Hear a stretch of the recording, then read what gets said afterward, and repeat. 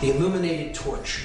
This can be simultaneously a symbol of freedom, a symbol of knowledge and awareness, of enlightenment, and it could also be used as a flame of sacrifice, a flame of those in the know using their knowledge to subvert others and to create sacrifice or immolation in the world. I don't tend to see this symbol as such. I tend to look at this symbol as the flame of knowledge, the flame of the torch of freedom, the torch of liberty, and that's how I tend to look at it. But it goes back to the Babylonian queen, the Babylonian version of Isis in the Trinity. So you had, just as you have God the Father, God the Son, and the Blessed Mother, okay, in the Christian Trinity, the Holy Spirit taking the place of the feminine, of course, in that Trinity. But you have the Egyptian Trinity of Osiris, the Father God, Isis, the Mother, and Horus, the Divine Child. In Babylon, you had this same Trinity. You had Nimrod, the Father, Creator God. You had the Son, which was Tammuz, depicted here, and he's sitting on the lap of the sacred feminine goddess, which was known as Semiramis in this culture. So this is a depiction of her on an ancient coin, holding the cross of the cross of the sun, and a version of the chalice, which could also be seen as a torch. So you have Semiramis depicted here, the rays of the sun reflected from the moon. She is the moon goddess, illuminated, the queen of heaven. She's holding the torch of awareness, of liberty, of freedom, of enlightenment. You see it on the back of old American dimes. You see it in Columbia Pictures logo. You see it on Amoco's gas company logo. So in direct relation to the Queen of Heaven is the symbol of the dove. So the dove is how the moon goddess is depicted as being a crescent, a white crescent moon. The white crescent moon, as it makes its trek across the sky, looks like a dove, a white bird. So, you know, you could imagine this piece as the wings as the crescent moon, and it's making its trek across the sky at night. So this is why the dove was associated. The bird, the dove, is associated with the lunar feminine goddess, just like the falcon was associated with the male solar god, Horus. And the word dove in the French language is columbe, C-O-L-U-M-B-E, columbe. This is why we have so many usages of the word Columbia or Columbus in American symbology. The founder of the country is named after the dove. His name was actually Cristobal Colon, and he was a member of a secret society network. Here you see him giving a secret society hand gesture in this painting. But he was renamed Columbus after the goddess Columbia. See, it's the feminine goddess named after the dove, Columbe. We have the district of Columbia, the name of the capital where the male dominator phallic energy, the seat of male dominator power, is rooted in the United States. And look at where it's at. It's named after the sacred feminine, the dove, Columbia, and it is situated between two states. It is situated between Maryland and Virginia. Maryland, named after the goddess of the Christian Trinity, Mary, and the Virgin, Virginia. So right in between the two feminine states named after the goddess, you have the male phallic symbol of power also taking the name of the goddess. This is a symbolic rape, if you ask me. This is placing the phallic symbol directly in a slot between the two sacred feminine states. The male dominator energy of concentrated, centralized power of this country erected right between the two feminine states of Maryland and Virginia. Here we see the goddess depicted on Columbia pictures. You have Columbia Records, Columbia Broadcasting, Columbia University, with decidedly Masonic symbology on the shield of Columbia University, with the three crowns representing the three Blue Lodge degrees, with the square of base consciousness depicted there as well. But we have to understand, again, that the goddess represents the intuitive side of our consciousness. It represents conscience, the ability to know right from wrong. And that is a protector energy. It is also the aspect that gives birth to the male principle, the savior of the world, the enlightened neocortex. Here we see Mary, the sacred feminine, the limbic brain, the queen of heaven. She's giving birth to the immaculate heart of Jesus, the savior of the world. She is standing on top of the serpent here, the reptile. She's conquering the R complex, the limbic brain, where emotion is born, where care is born in us. Okay? When we listen to our intuition and listen to our inborn knowledge of right and wrong, we conquer the reptile aspect of ourself and we give birth to the Son of the Godhead. And here you see the dove above her head, and here you see the 12 stars depicting the 12 houses of the zodiac. In this image is even more clear how she is a feminine protector. The Queen of Heaven, illuminated by the rays of the sun, is wearing the dark cloak of the heavens, the dark cloak with the stars embedded in it, because she is the Queen of Heaven. You have the crescent moon, because she's the moon goddess. She's being crowned by the angels as the Queen of Heaven, and she is acting as the protector of innocence, the inner child, conscience, care. And again, she's giving birth to the male savior figure, the neocortex, the divine child, the Son, Jesus, and she is holding the serpent at bay. In that case, the sea serpent or the reptile. The limbic brain holds the reptile complex at bay when we make a deep connection with it and we get into our intuitive side and we care. That's where conscience is born from. And that's why this goddess is seen as a protector. She's seen as the watcher of the torch of freedom and liberty, because we have to get in touch with that sacred feminine side of ourselves in order to truly bear conscience and freedom into the world.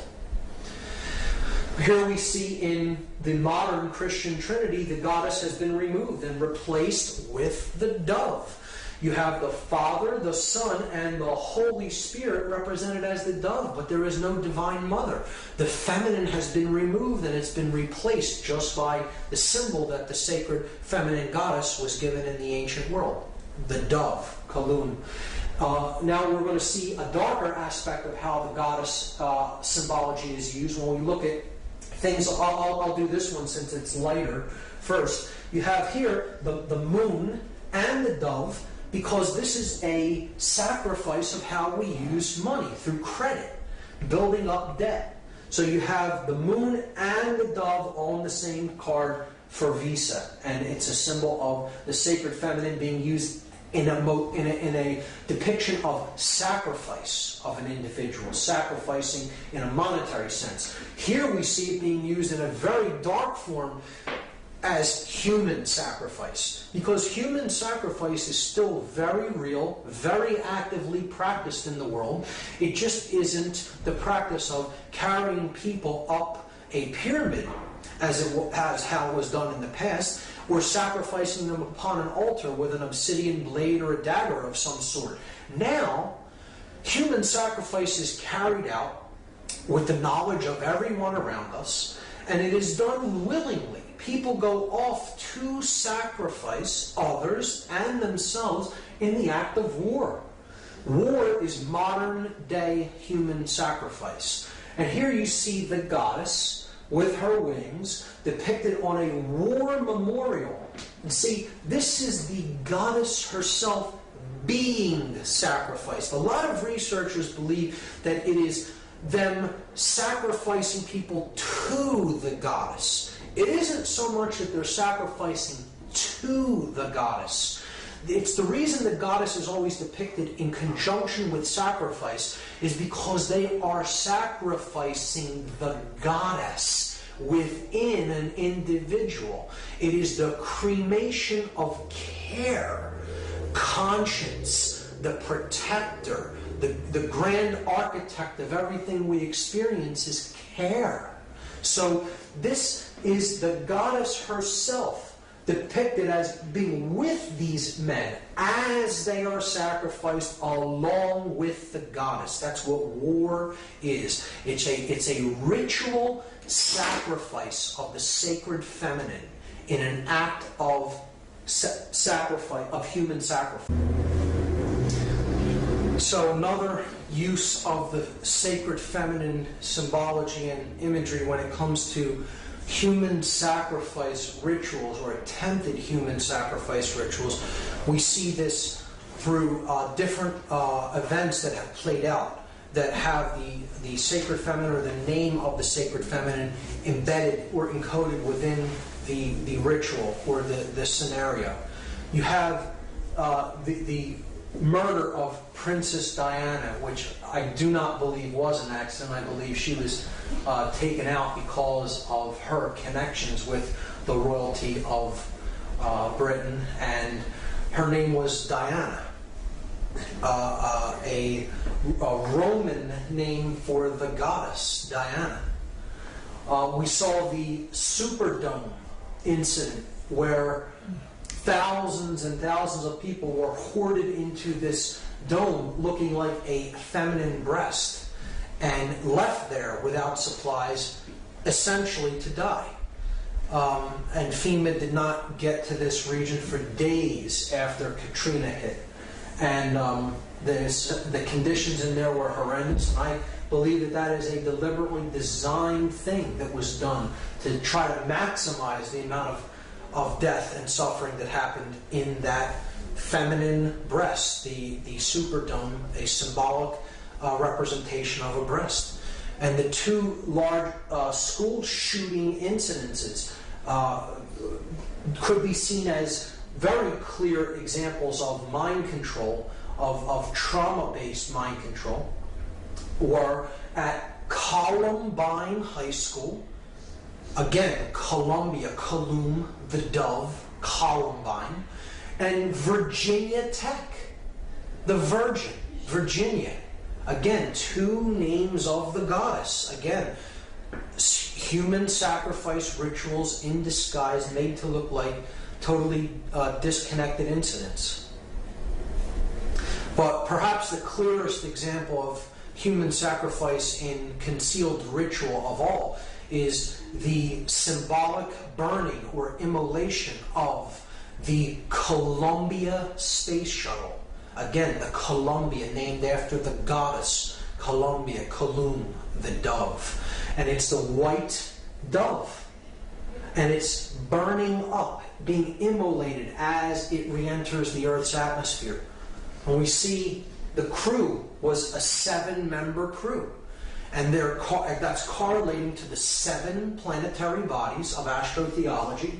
You have the 5 male gods, 5 men in the crew. You have the Sun, Mercury, Mars, Jupiter, and Saturn. And the 2 feminine heavenly bodies, you have Venus and the Moon. So the 7 principles of astrotheology are encoded there in the crew of the Columbia, another ritual of human sacrifice. The next symbol that I'm going to discuss is the fasci. And this is where the word fascism comes from. It is the axe surrounded by the bundle of rods. This is a Roman symbol that represents centralized authority. It is the central authority is the axe, and then the satellite regions, the satellite states, are the bundles, the rods bundled by the central Roman authority, the fasci. This is where the word fascism comes from. We see this in multiple areas when it comes to political symbology. It is on the two sides of the Senate chamber, the House chamber. It is on the fasci is depicted on the throne that Abraham Lincoln sits upon as a dominator, father figure, God figure. So he's holding both compartments of power, the church in one hand and the state in the other, because an absolute ruler must unify those two principles. It must unify political and spiritual power into one. And the regime that really attempted to do that in the modern world was the Third Reich. And here you see the Roman fasci symbol as the symbol of the Third Reich, used on one of their postage stamps. We had it previously on the back of old American dimes. Now I'm going to talk about Freemasonic symbology. And I want people to understand that Freemasonry in and of itself is not an evil ideology. Again, it is an occult system of knowledge that can be used for good, or it can be used for ill or manipulation, depending on who is wielding that knowledge. So this is the Freemasonic compasses and square with the letter G in the middle as depicted in American Freemasonry. The compasses represent higher consciousness, and they represent morality, proper moral action. The square represents base consciousness, which must be ruled by our compassion and must be ruled by our moral uprightness. The square is base consciousness. It can be seen as the reptile brain. If you look at these three components as the three complexes of the brain, okay, you have the R complex being the square. You have the neocortex with its two hemispheres being the compasses, and you have the midbrain, that which gives birth to the conscience, care, as the G in the middle of the two. It represents the goddess, the grand architect of the universe, which is care. Okay, that's what creates our experience, what we care about. And if we get into touch with conscience, it can give birth to proper moral action. But we can only do that by getting in touch with the grand architect of the universe, the God principle, the sacred within us. And that is how to get off of the square and onto the compass. See, the square traces a shape that is a square with 90-degree angles, not found in nature, rough edges. The circle traces the symbol of perfection in ancient systems of occult knowledge. The circle is perfect. It is unbroken. It is a symbol of divinity. It can never be nailed down with perfection because it is based upon pi, a figure that is a divine principle that can never be calculated with absolute certainty. So the object is to circle the square and have our compassion and our higher consciousness rule over our lower instincts and our animal instincts. And we do that through getting in touch with the care principle, the generative principle, the G, which is the grand architect of the universe, care, conscience. So it's about moral uprightness, and it can be equally seen by dark builders, by dark masons, to represent quite an opposite. This is how symbolism is in the eye of the beholder, and how the wielder of this symbol determines what it's really being used for based on their level of consciousness. So a dark mason, a rogue mason, a dark builder, so to speak, could see the symbol this way. Man is ignorant. He exists in base consciousness. And I, as one who has perfected myself, have the divine right to rule over the base man, the square, he who is on the square. So it's two different interpretations of the same symbol, one seen in a positive connotation and one seen in a manipulative, negative connotation, depending on the eye of the beholder, of the wielder of the symbol. Here's how this has been used in popular culture. In some of these examples, it's subversive. In some, it could be seen as an uplifting symbol. But generally in education, you'll see the square used and the three symbols and the color blue for the square representing the blue lodges. And this is base consciousness. This is the base of the pyramid of this particular secret society network, the hierarchical pyramid-like structure. And you're seeing the pyramid encoded here, but through the square. And the three base levels of Freemasonry, the entered apprentice, the fellow craft, and the master mason, being the three introductory or initiatory degrees of what is known as the Blue Lodge in American Freemasonry. And this is as far as many go, and it is often the degrees that are said to keep knowledge of higher levels suppressed for those really in the know of the order do not wish for those people to receive the knowledge because they have been gauged as really still being in base consciousness. And you're seeing that depicted in educational logos there. This Columbia University and that the University of Pennsylvania's shield. Here we see the compasses tracing the semicircle on the patch for the Columbia Space Shuttle mission. And one of my favorites in encoding the compass and square of Freemasonry is the game of baseball, a game I've personally resonated with.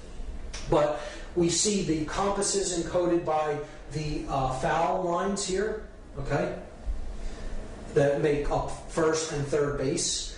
The bases form the square for the individuals in base consciousness, on the square, the base men. Okay, they're the base men.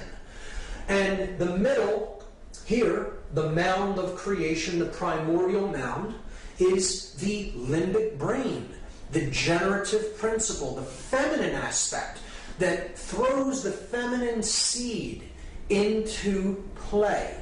The intuitive principle of the limbic brain, giving information to us, and it is up to us here at the place where the feminine instinct is being given to make contact with it with the male principle. Or in other words, to put it into action with the phallic symbol. You're uniting the male, the bat, and the female, the ball, and putting the feminine aspect of truth into play in the field of consciousness to get it past the base men and to make the journey from base consciousness to higher consciousness to get home.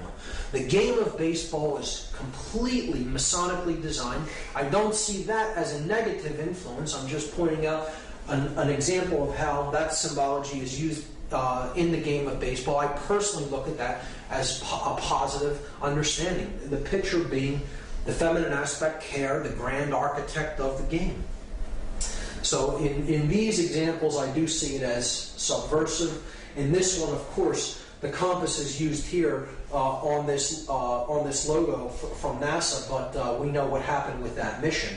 So could be a illusion that dark Masonic elements may have been in control of that particular sacrifice. Who knows? The game of baseball, clearly Masonically designed. I look at that as a positive connotation of the symbolism.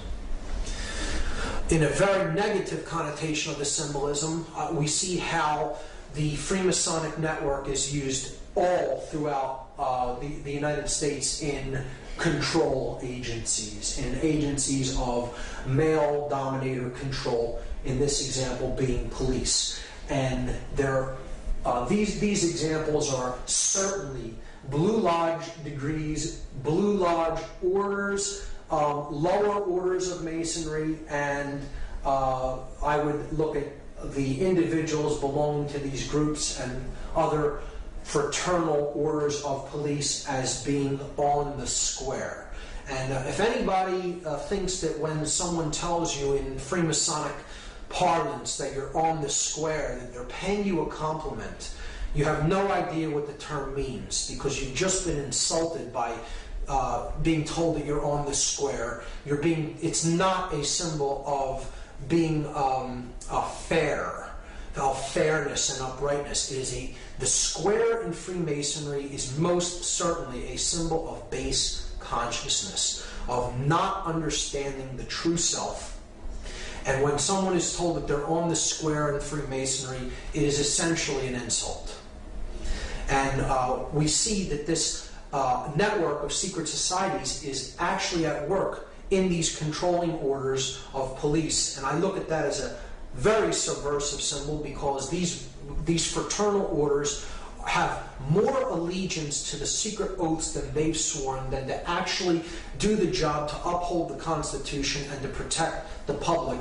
And it can be really used as a means of one hand washes the other. I'll do a favor for you if you look the other way in this instance, or do what I tell you to do here. And it's really a way that freedom can be subverted through this hierarchical order, particularly when it is used in conjunction with controlling bodies like the police.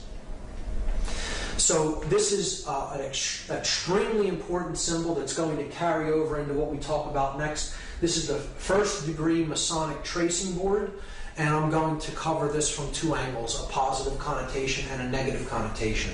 So here we see, first, there are directions. This is a map. You see north, south, east, and west. So we are standing at the west, looking east. The west is down here, the east is up here. We see that there is a checkered floor of black and white squares representing base consciousness. This is the checkered life of a man who is not born in consciousness. He does not know light from dark. He is a wanderer, a pawn in the game, so to speak. One who can be positioned. However, his master may wish him positioned, the chess master of the game, who sees the whole board from above, from a higher level of consciousness, and takes the pieces and positions them as he will.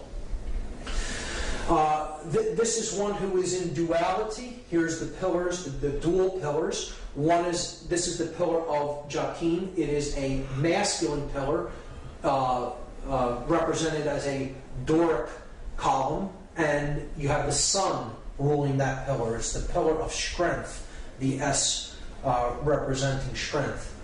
The feminine side of the pillar is the pillar of Boaz. The B at the bottom stands for beauty. It is a Corinthian pillar, a elaborate, ornate, feminine pillar. And the moon sits above that pillar. This is the pillars that represent the masculine and feminine aspects of human consciousness, and it is how we enter the world with these two principles kind of in opposition, and it's our goal to understand them and to unite them as one.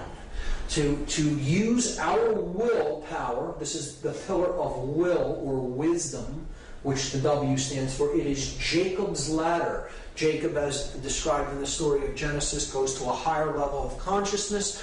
He experiences God consciousness. He comes back down to the earth and understands that really the journey of life is to get back to that level of pure awareness and pure consciousness.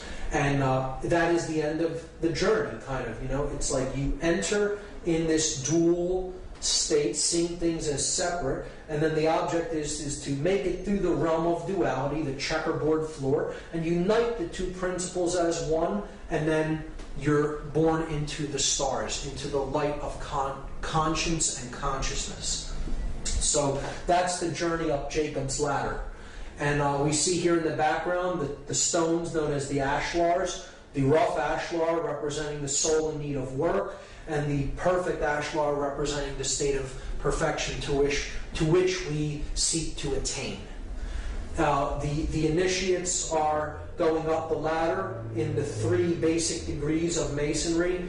Entered apprentice, who is still on the floor. The fellowcraft, who is in the middle, who has not received the key, which is tied here to the ladder, but he's at the G, where conscience is beginning to be born, the care principle. And the master mason, who gets the key to unlock the star gate, the sun, so to speak, is bringing himself to a place of balance and understanding and enlightenment. So it's a powerful and positive connotation. It could also be used to represent the left brain and the right brain, the male and female yang and yin energies, and the object is to unify them in the middle to awaken the prefrontal cortex and the pineal gland, to awaken our star gate. Okay, and that's in the direction of the east. The direction of the light, the rising sun, is in the east. We don't want to be headed west. That's the direction of base consciousness, and darkness, the setting sun. The sun sets in the west, of course. So, powerful symbology there, but it unravels even more when we consider this tracing board on its side, as I will show you. Again, here we're seeing the 3 lights in the heavens, the lights of Freemasonry, the lights of the religions, the sun, the moon, and the all-seeing eye, the stars and planets. Again, we saw the religions of Christianity, Islam, and Judaism representative of these principles, and how they correlate to the 3 pillars of Freemasonry and global consciousness. Now, looking at the Freemasonic tracing board on its side opens up a whole nother level of what this symbolically represents. So again, we're given directions. Here is the west, here is the east, this is the south, and this is the north. Understanding what we now understand about astrotheology, we can now understand what this whole scene really depicts. It depicts the spiritual journey of man out of the prison vibration that is on the earth, identification with the physical world of matter. This is the earth. It's black and white, the colors of a prisoner, okay? The prison planet, so to speak. And these are the lines of latitude and longitude of the earth. This is the Earth's equator, right here, the middle pillar. This is the Tropic of Cancer. This is the Tropic of Capricorn in the southern hemisphere, the Tropic of Cancer in the northern hemisphere. Here we see the light of Freemasonry, the sun in the east, away from the earth. And this is the sun at the summer solstice. This is the sun at the winter solstice, when the northern hemisphere is in darkness, depicted as the moon there, or not in enlightenment, right? This is the pillar of mercy, because when the sun is up there, the sun favors the northern hemisphere. It shows mercy upon the northern hemisphere. Boaz is considered the pillar of severity, because the sun does not favor the northern hemisphere when it is at the pillar of Boaz, or the Tropic of Capricorn. And this is the equator. This would be balance, or the equinoxes, the all-seeing eye, is the place that opens up when the hemispheres of the brain come into a perfect state of balance.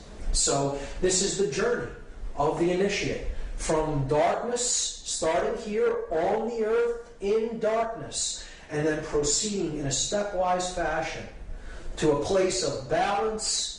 Okay, this is emotion. This is the sacred feminine principle of emotion. You have to care enough to begin the journey. You go higher. You're trying to reach a place of balance between these energies. And then you can get that key right there to unlock the star gate.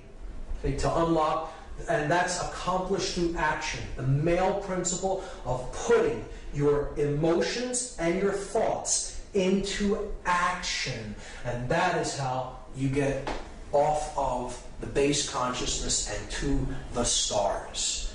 Powerful.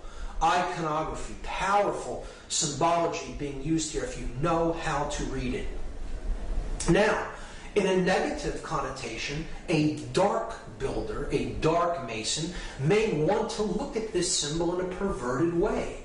So here's a reversal of it. You see, yes, this is base consciousness and this is higher consciousness, but they'll look at this symbol and say, well, the latter is tilted across toward the left, toward the sun only, and away from the feminine pillar, away from the moon. And our task is to imbalance consciousness toward the male principle only, or the left brain only, because that's what gives birth to a dominator, to one who is bent upon control, a sorcerer of sorts. So this is how a dark occultist would interpret this symbol. I'm God, my will be done. I will use my influence to take those in base consciousness and give them the dark light. Make them think that they're being initiated into something important. Well, what I'm really doing is imbalancing consciousness to the left brain. And that is what some people are doing with certain individuals who enter Blue Lodge degrees in rogue lodges of Freemasonry. And they're using that knowledge to create more mind-controlled dominators that will listen to them, follow their orders, and they're not really receiving the true light. They're receiving the dark light of male left brain imbalance. That is one way that dark manipulators will see a very powerful, positive, connotative symbol and pervert it and turn it into something completely negative. And here is how that process is used. We see this extremely subversively when it comes to the iconography that is used on police uniforms. Particularly, here's the floor of the house representing base consciousness, the pawn, the checkered man, who cannot understand the difference between light and dark. He doesn't really understand what makes the principles of right and wrong function the way that they do. Conscience isn't born in an individual that simply follows orders. Anyone of true conscience would always ask the question, why, before carrying out any action or order given to them by anyone. And we see this, if we look at this symbol of the Fraternal Order of Police having a Masonic third-degree handshake and the all-seeing eye of Freemasonry there, and the three other corners of the pentagram representing the three blue lodge degrees. We also see here the three pillars, and now they're in their proper orientation with the checkerboard floor in between them, with the dual pillars being here and the one pillar being unified at the top. And in that orientation, we see that it forms an inverted pentagram as opposed to a right side up one, just as it is here in the Victoria Police's logo, clearly an inverted five-pointed star, and it is placed along with the checkered floor right around the Temple of Solomon, and then directly on top of the prefrontal neocortex, the third eye. The inverted pentagram, which we already talked about as an extremely subversive symbol representing destruction of spirit and the burial of spirit into the ground beneath the material world. And here we see the double square, another symbol of base consciousness representing the hypercube, which I'll get into, on the third eye on a English police's headdress. So, and there again, the checkerboard floor of the house wrapped around the Temple of Solomon. The temple, the sun and the moon, the left and the right brain. And that's what the symbol actually represents. The Masonic tracing board represents in Freemasonry the Temple of Solomon, the temple within man. It is a representation of the brain, the temple within man, the temple of Solomon, the brain complex. So that is how it is used. And here is a 33rd degree Freemason who I do not consider to be a negative or evil person. I think he understood a lot about what Freemasonry was and how it was used and what its true purpose is. But he did talk about some of how the negative aspects of Freemasonry are used. This is Manly P. Hall. He said that Masonry conceals its secrets from all except the adepts and sages of the elect, and uses false explanations and misinterpretations of its symbols to mislead those who deserve to be misled, to conceal the truth which it calls light from them, and to draw it away from them. He's saying that those who are really not in the know, that often would pervert the ideas and the knowledge, are deliberately misled away from this knowledge so as not to let it fall into the wrong hands. I often think that as well, in Freemasonry, it is being done deliberately to try to create people who, those who really are in the knowledge of how consciousness works, can manipulate for their own gain and get them to do what they want, because they're dangling a carrot, so to speak, before them and saying, I have the higher level knowledge if you'll do what I tell you, and then I'll let you have it. When in fact they're just being led like I said, like a donkey with a carrot at the end of the stick. Manly P. Hall said that the blue degrees are but the outer court of the portico of the temple, the porch of the Temple of Solomon, hence the term porch masons. Part of the symbols are displayed to the initiate, but he is intentionally misled by false interpretations. It is not intended that he shall understand them, but it is intended that he shall imagine that he understands them. Their true explication is reserved for the adepts, the princes of Masonry, one of the highest level Freemasons in Masonic tradition, telling you right out in the open what the Blue Lodge degrees are for. And of course, the Fraternal Order of Police is Blue Lodge degrees of Masonry.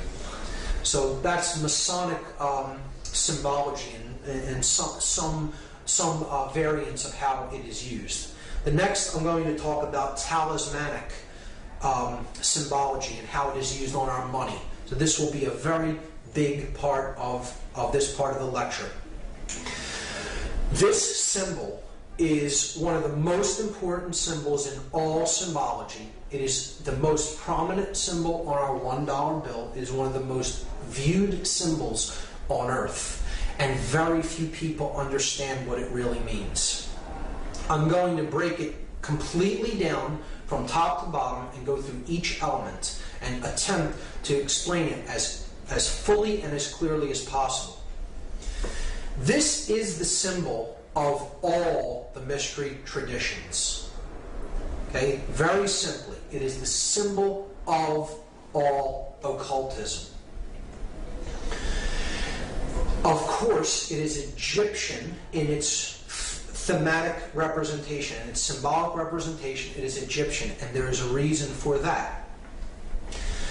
We see the elements of the symbol being the words Anuit Coeptus at the top. Then we have a pyramid with its capstone missing. The capstone is cut off, so it is an incomplete pyramid. Atop the pyramid, as a two-dimensional slit in the sky, it could be seen, a two-dimensional opening or a rift in the sky. From behind that, we see an eye, and that eye is bathed in light.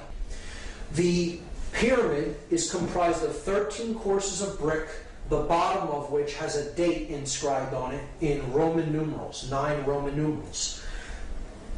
There is then a sash with the words Novus Ordo Seclorum written on it at the bottom. So we have to understand each element. Each element is here not by accident, it is there by design, and the makers of this sigil, because that's what this is. This is a sigil, which is comprised of many symbols. Put nothing on it by accident. And everything has a meaning in this. So let's start to break down the symbols one at a time. Annuit coeptus is Latin. It means, annuit means to favor or to look favorably upon. Coeptus is an enterprise, an undertaking, or a project, a work in progress, you could say. So annuit coeptus means he favors, could mean she favors, it favors, our project. He favors our work. He favors our work in progress. Okay, so he favors our work is a good translation. Novus Ordo Seclorum is often hotly contested as to its meaning. Novus means new, Ordo means order or way, and seclorum is the debated word. So I go to a Latin dictionary and I look up the word saeclorum, S-A-E-C-L-O-R-U-M. This is because people will say seclorum means of the ages. So I'm looking up the word saeclorum, and that means age, generation, people born at a time, race, present time, or age, century. So if this phrase said the new order of the ages, we should see an A in between that S and E there. It would say Novus Ordo Saeclorum, but it says Seclorum. So clearly that's not the definition. Many people will say that that's what it means. It does not mean of the ages. Okay? The word seclorum is put into a Latin dictionary, and then you see it is a word modification, a truncation. CL is derived from CUL. So an internal CL might be rendered by CUL, thus giving us seculorum. And seculum, seculi, is a noun that means world, universe, secular, temporal, earthly, or worldly affairs, cares, or temptation. So, clearly, I think this can be solved and agreed upon once and for all, so we don't have to hear this incorrect, connotatively incorrect translation, the new order of the ages. This phrase clearly says New World Order. And that's it. That's what it says. Let's lay this to rest once and for all. Okay? So, he favors our work, the New World Order. And you have an eye in the triangle looking out from another dimension of space into our realm. The light is pouring through the scene from that realm, and a pyramid is being built. So, he favors our work, the New World Order. Who favors the work? What is the work? And what is the New World Order? So, clearly, this is the being that favors the work. This project is the work that's being done. Okay, this is the incomplete project. This is the date that the project could be begun or finished, depending on how we look at the seal. So, we have to understand a little bit about Egyptian cosmology and the main solar god, the solar disk, which we looked at as Horus, as Ra. Set is the dark incarnation of it. Really, all of these principles could be encapsulated as one solar god known as Aten, or Aton. Depending on the spelling, it could be spelled A-T-O-N or A-T-E-N. So, Akhenaten of 18th dynasty Egypt was actually named after this. He's a pharaoh of 18th dynasty. He brought in the concept into Egyptian cosmology of a one God that is the overarching ruling aspect of everything, known as the Aten. And he named himself after this god. Akhenaten means the spirit of the Aten, the solar god. So that is the being here, the Aten. Now that could mean a couple of things depending on how we look at this symbol. But let's just let it be seen as it is the solar principle, the solar God, the God of light, the bringer of light. So it could be also seen as the word Lucifer. Lucifer comes from two Latin words, lux, meaning light, and fere, meaning to bear or to bring or to carry. So it is the bringer, the carrier of light. Now, this could mean two different things. We have to understand that Lucifer and the Aten are the same basic principle, the same symbolic principle, and they are essentially, they are a dual God. There is a light aspect of the sun God, the one that brings true light of awareness, and then there is the dark aspect of light. So one can be truly illuminated and really possess the light, really possess the knowledge, and then there is one who can be born into the dark light. Those who have knowledge of how things really work, but the way they're using it is for the ego. Being my will be done because I view myself as God and separate from everyone else, and I am out there to manipulate and rule them. So either way you look at that symbol there, it is the Aten or Lucifer. It doesn't matter whether you're looking at that symbolically as positive or negative, and I will go over both interpretations, both the positive and negative. However, it can in both aspects, this entity could be seen as Aten or Lucifer. Keep that in mind.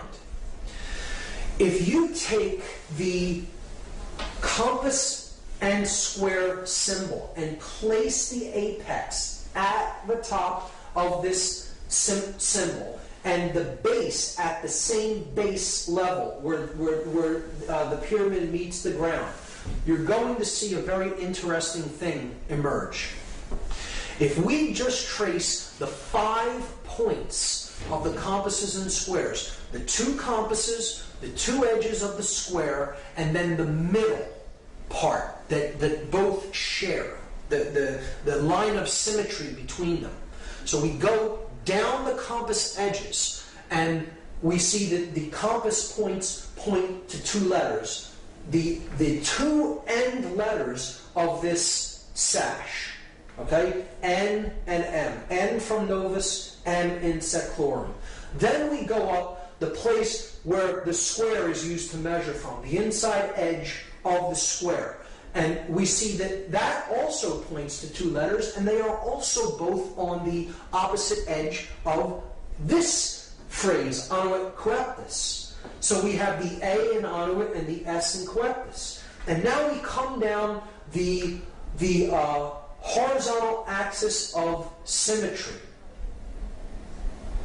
And we see it reaches 1 letter that is exactly in the middle of this sash, the O from Urdu. These 5 letters, if rearranged, are an anagram for the word Mason, M-A-S-O-N.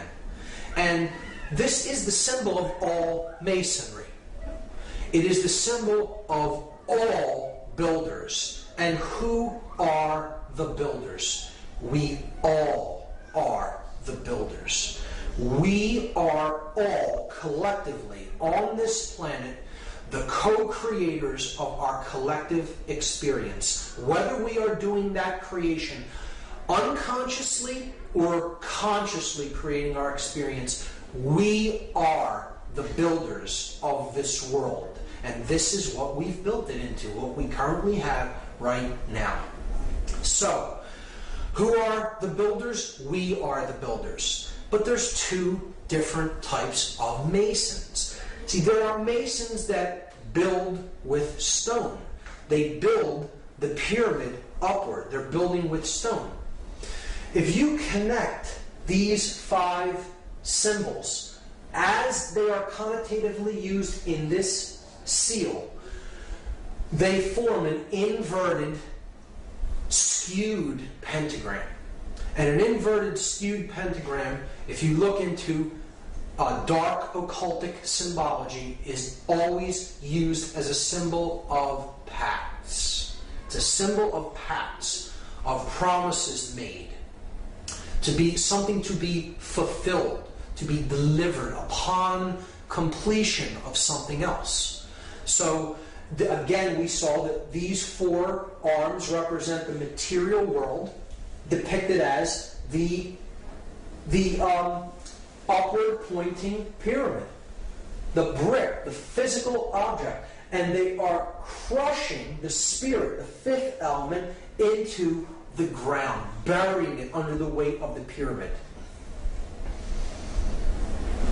See, the dark builders, the dark masons, those who are building toward a world of male domination, the blade.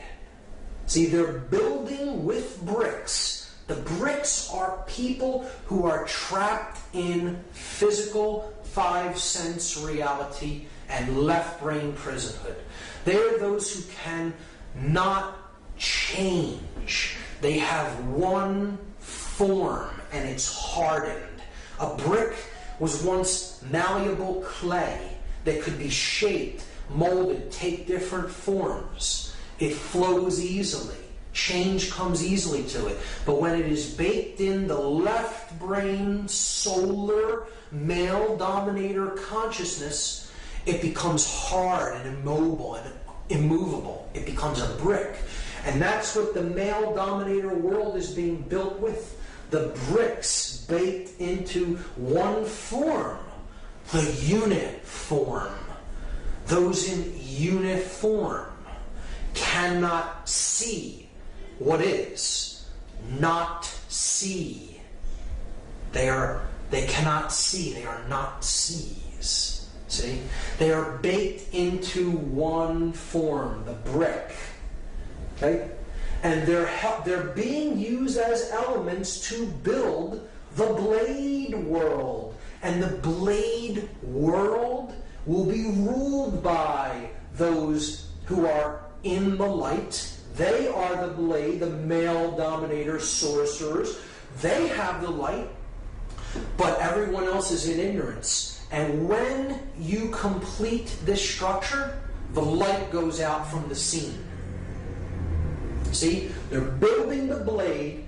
If you complete this structure in brick, they have all the light, and the entire world is bathed in darkness. That in that symbol, the Aten or Lucifer represents the sorcerer, and he is completely trapped in ego. The ego-bound consciousness. It's the I in the triangle. I am God, the sorcerer says to the world. And I will make everyone in this world and the entire world in my own image and likeness. But I will have all the light, and the light will be blocked out to those in ignorance and in one form. And the male dominator world will be born into existence, and it will bathe the world forever in darkness. That's the negative connotation of this symbol. See, you'll notice it's the blade without the chalice. See, these other 3 points make the chalice, but it's gone. It's ghosted. Just like it's been ghosted through human sacrifice, through the cremation of care. Right? It's been ghosted through the removal of the sacred feminine from the Trinity, and through not caring about what goes on in the world. The sacred feminine is removed. It's ghosted. But the male principle is embodied in stone. And that's the project, that the New World Order project that the Dark Masons, the builders with brick, are building into manifestation. Now, there is a light side of this symbol. Again, he favors our project, the New World Order.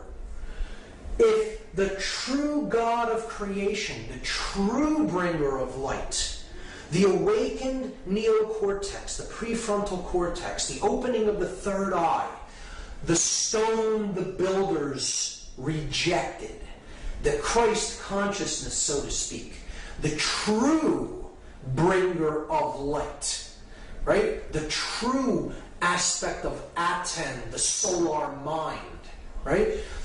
If we, as the other kind of Mason, are trying to are trying to do the work that he favors, the true bringer of light, the true God of creation, and create the positive New World Order, our job as the builders of this project is to remove the brick from the top down, a little at a time, from those who we can help to work, smaller groups, gradually removing and helping people to change in larger and larger and larger groups. And if that pyramid is razed to the ground, is removed from the scene, there's nothing to block out that light of creation.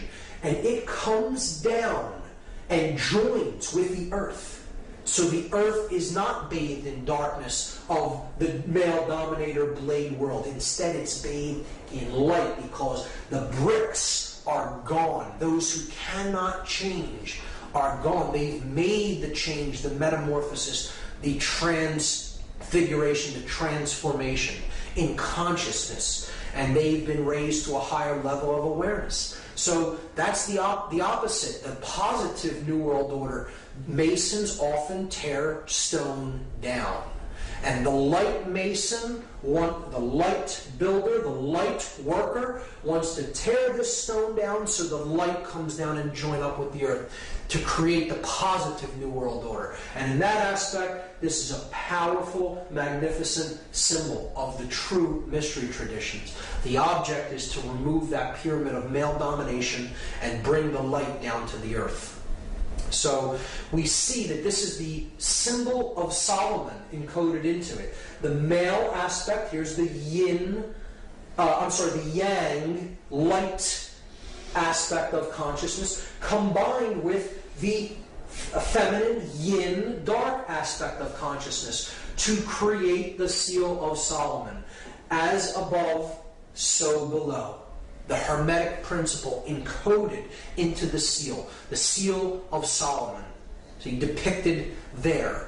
But it is the body unified with the spirit within the temple of man, the mind, the sun and the moon, the left and the right brain, to create the stone, the philosopher's stone, the opening of the third eye, the pineal gland, known as the stone the builders rejected. Because the dark builders reject that light of awareness and consciousness, and they are trying to block it out by completing that pyramid in stone.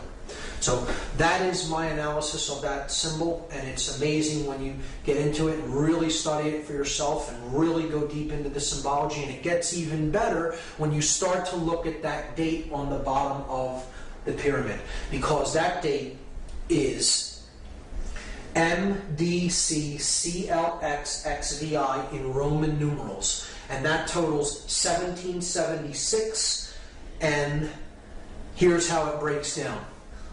This is a chart of the letters and their corresponding numerical values. So if you just do the math, M is 1000, D is 500, C is 100, you have it twice there, so you're up to 1700. L is 50, that's 1750. X is 10, which you have twice, so that's 1770. V is 5, that's 1775. And I is 1, 1776. So what we're going to do now is something called gematria. It is Kabbalistic numerology. It's an occultic form of numerology, and it's very simple. It is simple addition or counting of these numbers. And we can combine them in different ways depending on which numerals we add together. And we understand that all of the added values are identical, and they mean the same thing in occultic numerology.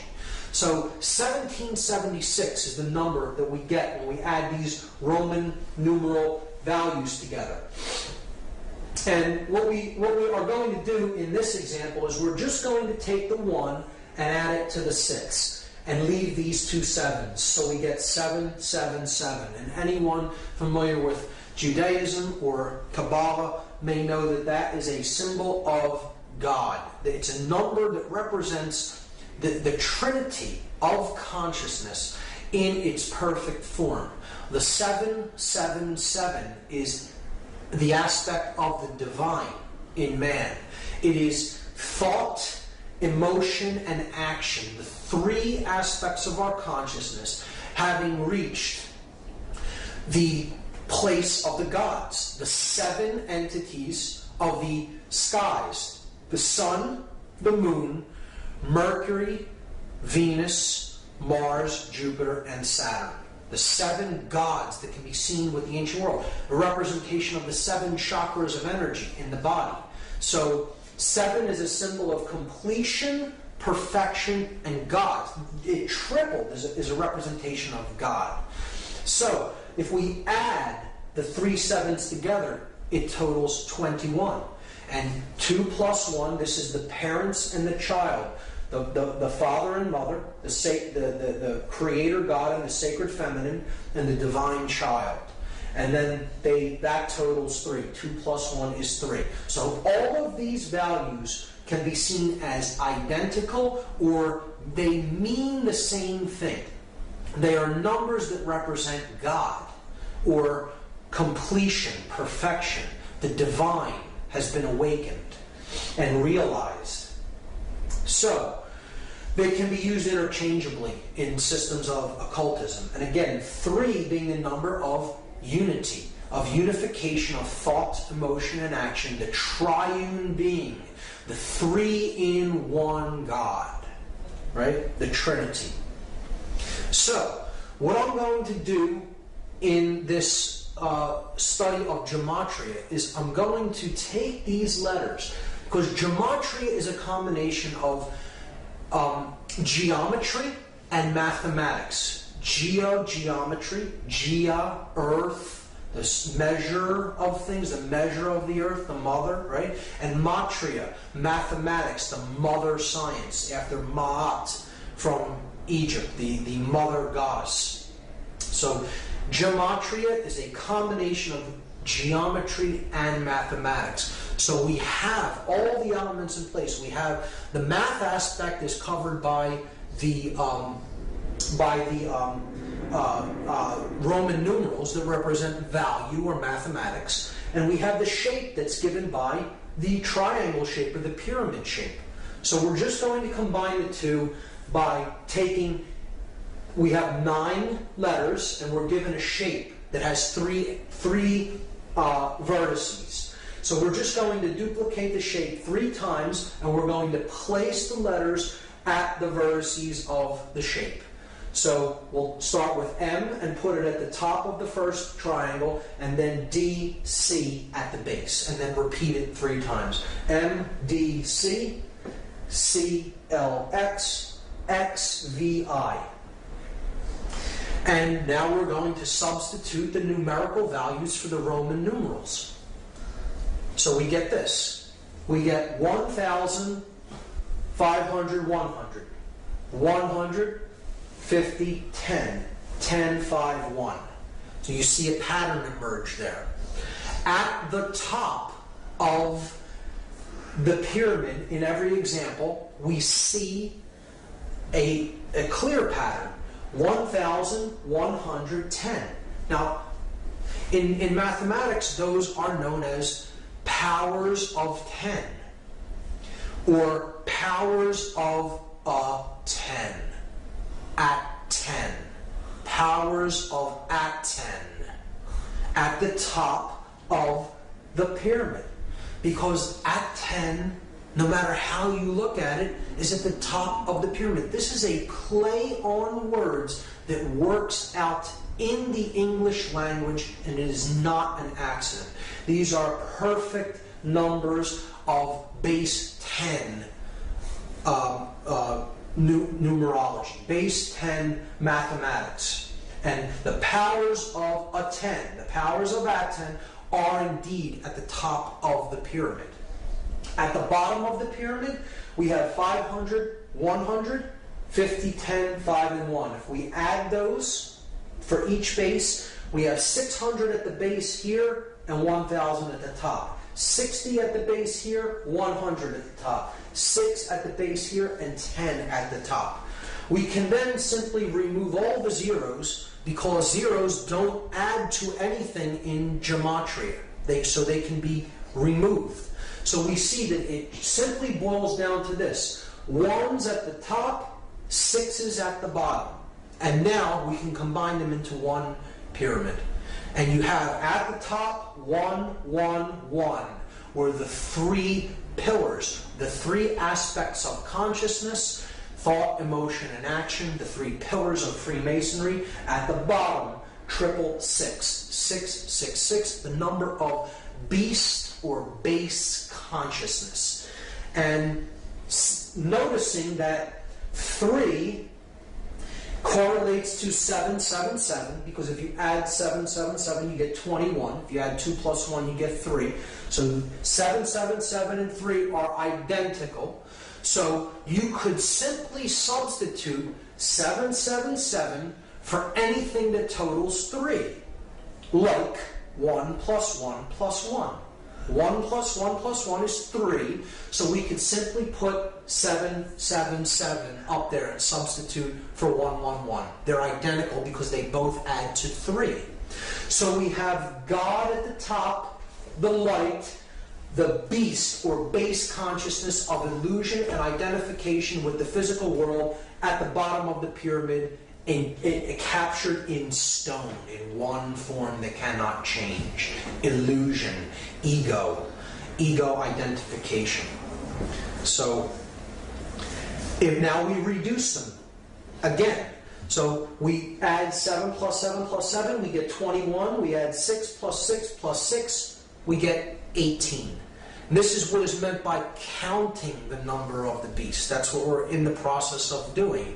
It's a prescription for gematria given in the book of Revelation in the Bible. We add 21, and of course, as we saw, that totals 3, the number of God, and 18, 1 plus 8 totals 9, the number of ego and illusion.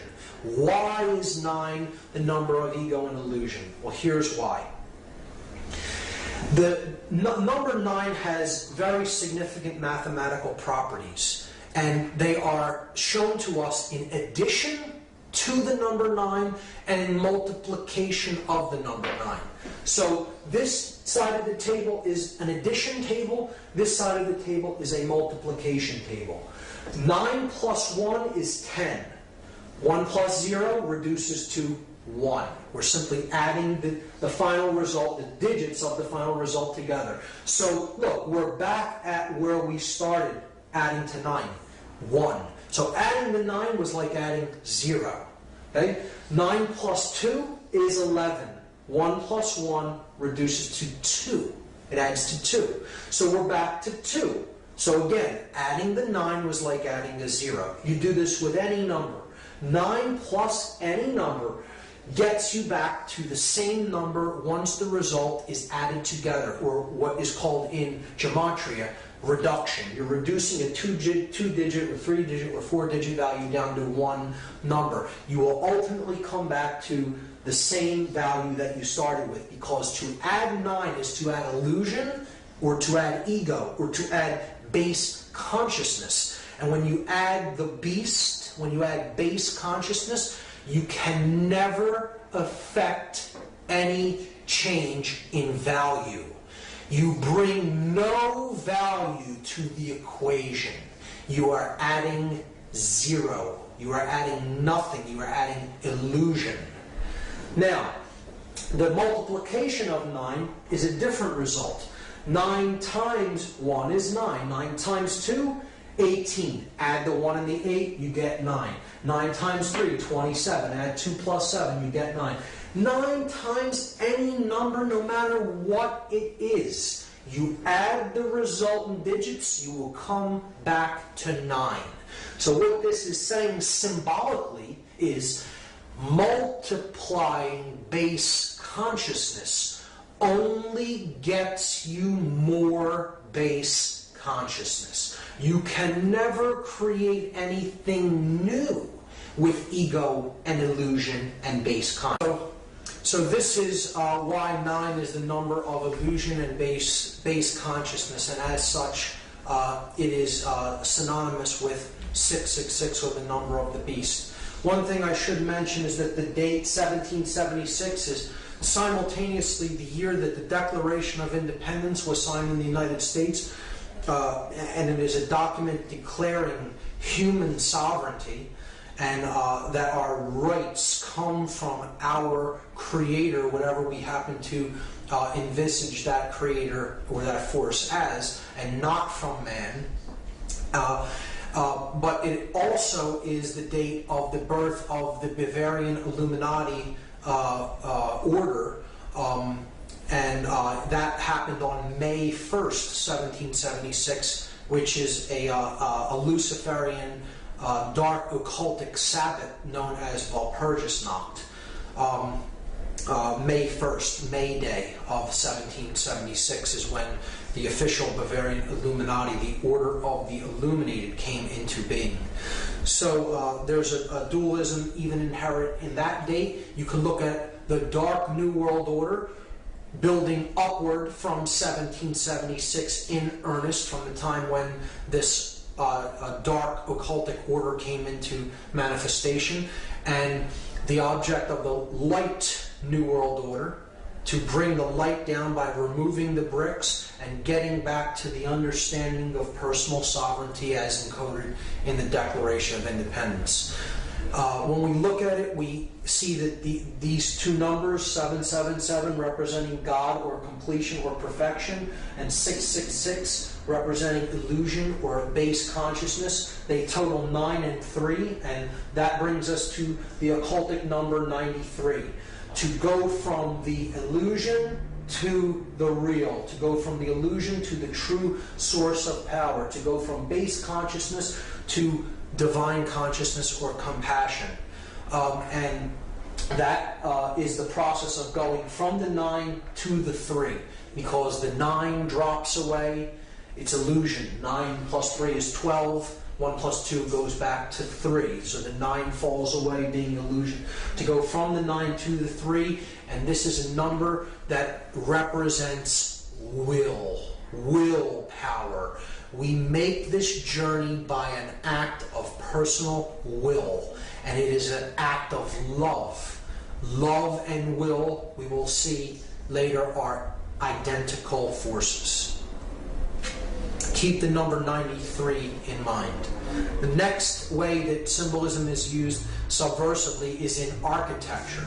So this is the pyramid outside of the Louvre, the art museum in Paris, and it is a symbol of a pyramid, upward pointing, male pyramid, and it is comprised of exactly 666 panes of glass.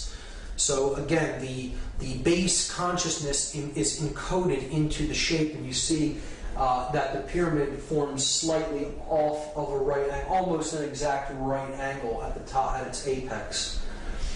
Here we see the Arc de Triomphe in Paris, and we see from overhead, this arc is a solar symbol.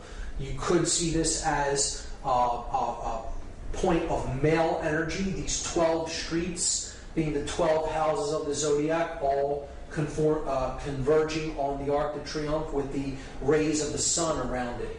Could look at this as the unification of the two pillars, the arch, the point in the middle where the two become one, and they join together the male and the female principles.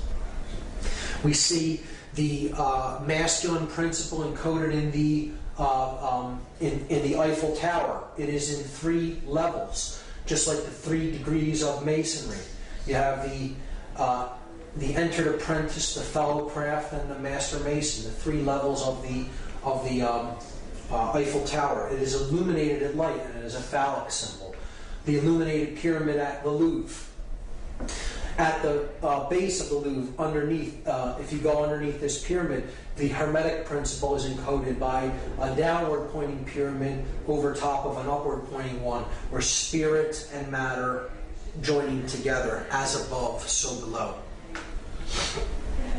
Here we see St. Peter's Square, the Vatican, and we see the sun god, the cross of the zodiac and the great cross of the galaxy at St. Peter's Square. And we have the phallic symbol of Osiris, the obelisk in the middle. Osiris being a sun god in Egyptian cosmology. The pentagram in the pentagon being the central part of a inverted pentagram encoded into Washington, D.C., the heart of the inverted pentagram. The Pentagon being the center of defense intelligence for the United States, where war is planned, human sacrifice. We see from overhead in Washington, D.C., this right here is the White House. And then north of the White House, we see an inverted, skewed pentagram with one broken arm. Now, this is a very clear example of what is known as the pentagram of Pax in dark occultism.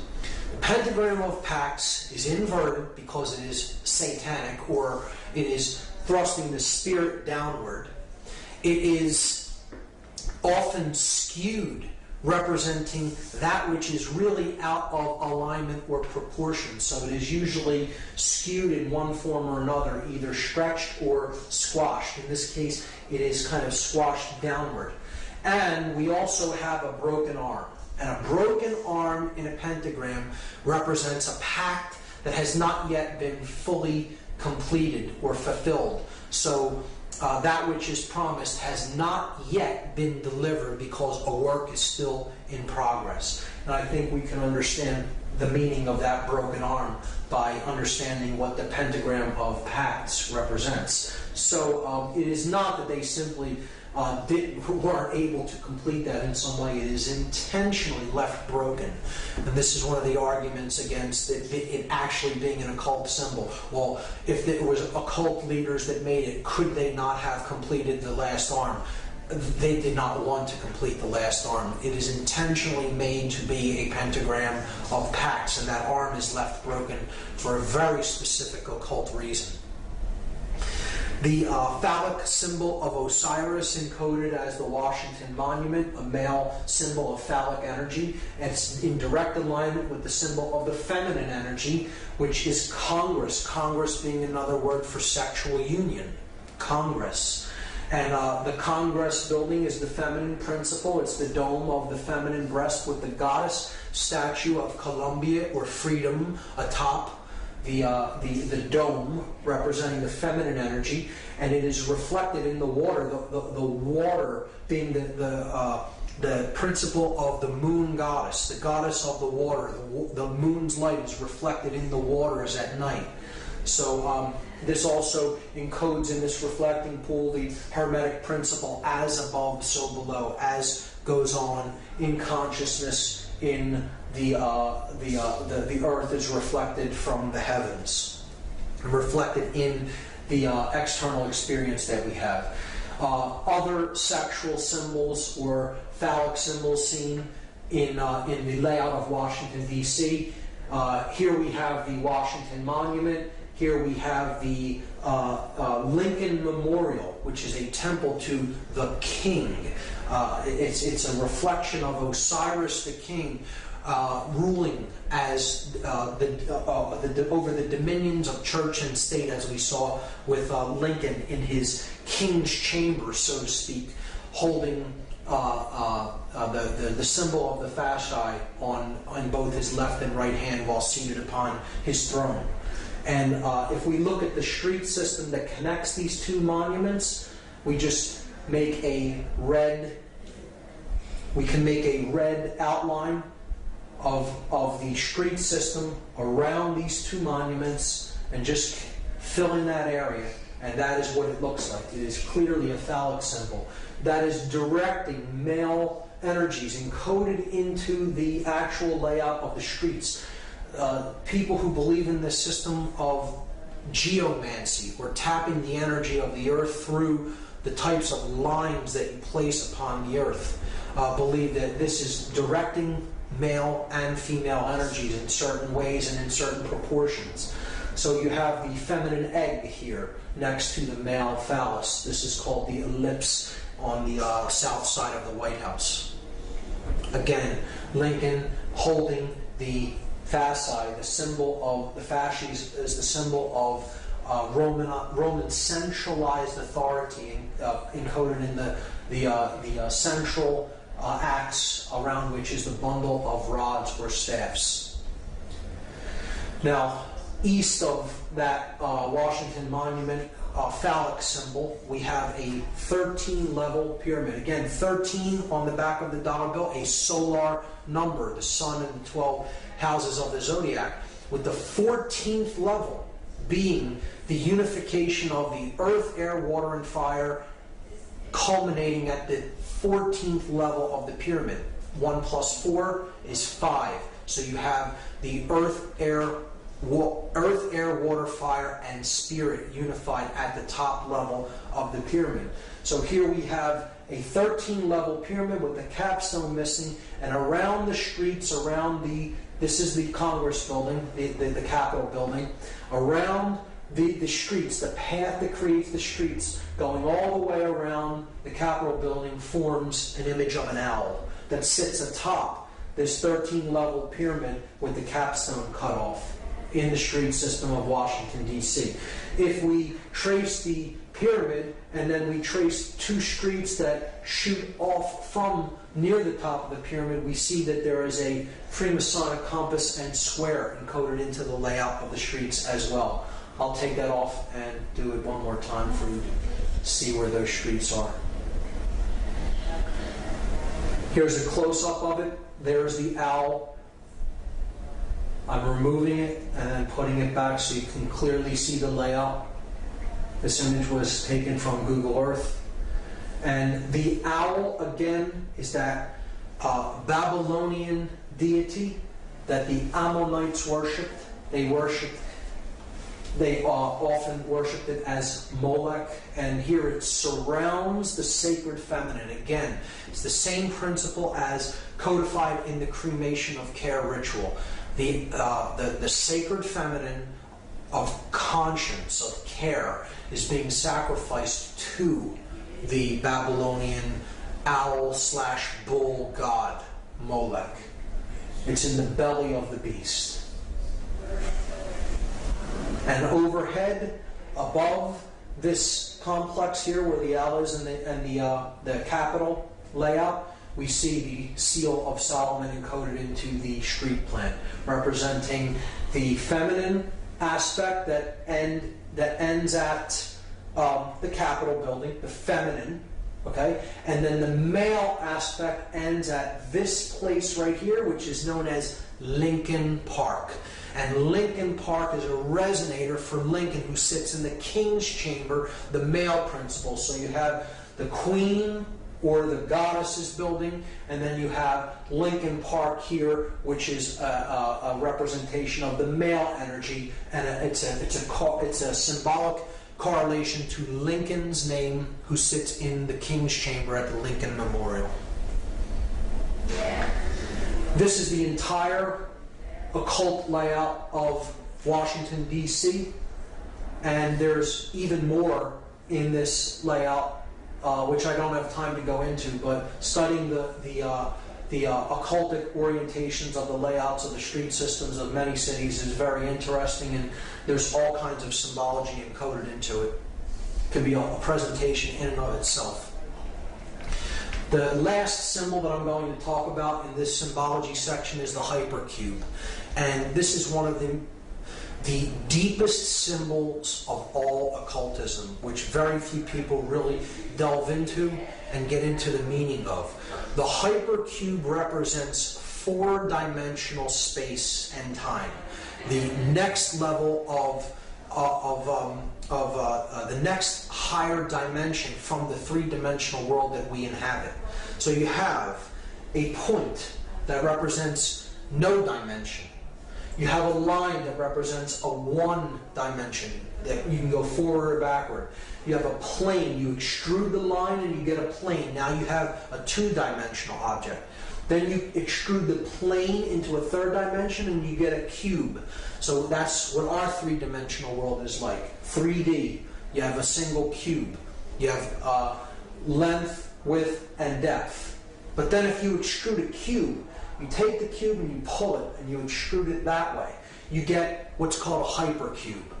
So this is a four-dimensional object. It is derived by unfolding a cube into all of the dimensions of each one of the planes of the cube.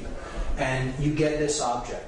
When you look at the hypercube ideology, it is representative of the mind existing inside the construct of matter. So you have matter being the outer part of the cube, and then mind is the inner part of the cube. Okay, so this correlates to this level of body, mind, spirit levels of consciousness that we saw in part 1. And we see that the hypercube is derived when we combine matter, represented by the red square, and spirit, represented by the green square. We see that that is everything that is. That is the universe, or the world of matter, the world of spirit, coming into manifestation as matter to experience itself subjectively. And that is the large cube that is derived from that union. See, that's the large cube. The unification of body or matter and spirit is the large cube. And then the inner cube is the mind. That is where body and spirit combine. They merge in the realm of mind. So that's the inner part of the cube. So if we put the outer cube over top of the inner cube, we see that the hypercube is actually a cube within a cube. And again, this part of the cube in the center is the experience of mind. This part of the cube in the outside is the physical world of manifestation that the spirit comes down and inhabits to create that which can have experiences. This is the two-dimensional projection of this four-dimensional object, a cube rotated around in every plane that it can be rotated in. It's a complex, heady idea. If you look on the internet for some graphic depictions or animations of a hypercube, you can get a clearer idea of what it is in your mind. But the idea is that to look at the cube in a dark way, the hypercube in a dark way, means that you are seeing the physical world as a prison. And that's the large box. The big box on the outside is the physical world that imprisons spirit. See, this is a negative worldview that says all the physical world is really a prison. And it's a horrible thing, a horrible place. It's not a construct for experience of spirit to descend into physical form so that it may come to know itself more fully. It's a horrible thing that is, a prison. And that's the way that a dark occultist looks at the dark hypercube and the hypercube symbology. The inside of the cube is the mind that is held captive within the body. So you have the prison of mind being held in the larger prison of the physical world of matter. And this is its two-dimensional projection, which looks like an octagon. So this is a symbol of mind control. The octagon is a symbol of base consciousness. It is the symbol of the controlled mind, the small cube, being held in the large cube, the prison of matter. So it's a dark worldview concept that represents the double prison. The prison of mind held in the cage of matter. And what do we see the hypercube or the octagon used to represent? We see it as a male dominator sport that involves the potential of destroying the brain. Extremely violent male dominator sports. Cage fighting, where the brain isn't respected. Go into a cage and smash your opponent into unconsciousness and do all kinds of damage to the brain. The octagonal hat, the 8-cornered hat that law enforcement officers wear. It's another total assault on the consciousness of people who take the jobs as enforcers or controllers. They're being told symbolically, your consciousness is of the hypercube. It's of the octagon. The octagon is placed on the crown chakra, just like the square. We saw in the other example, the double square on the English police's hat, right here on the forehead, on the third eye. Again, the double square is representative of the octagon, the two squares being combined in an 8-sided shape. If you complete the corners, you get the octagon if you connect the corners. But the 8-cornered hat is the octagon being worn on top of the crown chakra as another occultic insult, an insult in symbolism to the mind-controlled controllers, the controllers who they themselves are under deep forms of mind control to do a job that is a deeper suppression of their spirit and others. Because the hypercube is seen in one more place, and it is ubiquitous. It is everywhere. It is on every metropolitan street corner, the stop sign. Encoded in red, and it has the word stop written on it, and this is saying to the consciousness, stop. Stop the journey. Stop your movement. Stop the progression of spirit. Just stop and stay in the double prison. Stay in the hypercube. The prison of mind encoded and captured in the prison of matter. The hypercube is one of the more difficult symbols to really grasp the deep connotative understanding of the symbolism of it. But once you understand it, you will see it in many places, and it is definitely used as a subversive symbol in most instances, particularly in cage fighting, in the uniform and emblems of controllers, particularly the 8-cornered hat of police, and most ubiquitously in the stop sign that we see all over Western culture. This brings us finally to the last part of the methods of manipulation, and the last one is the biggest of them all, chaos sorcery. What has been known as the Hegelian dialectic, or problem, reaction, solution.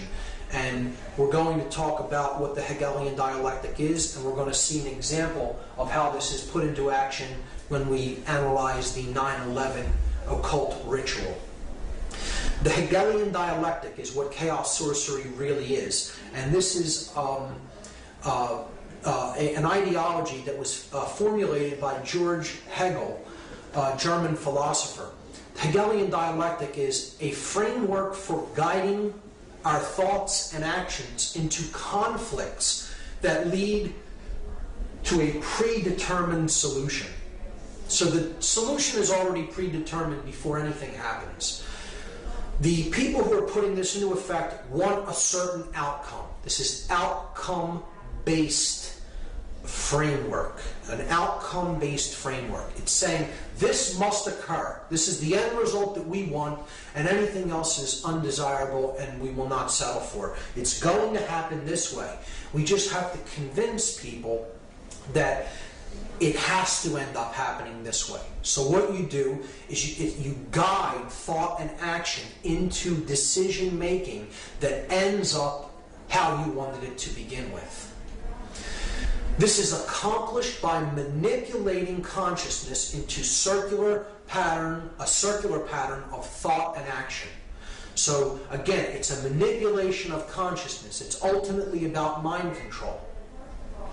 The synthetic solution to these conflicts cannot be introduced unless those being manipulated take a side that will advance the predetermined agenda. The agenda is already predetermined. We just need to create a synthetic conflict to make this come into manifestation the way we have it originally planned and designed.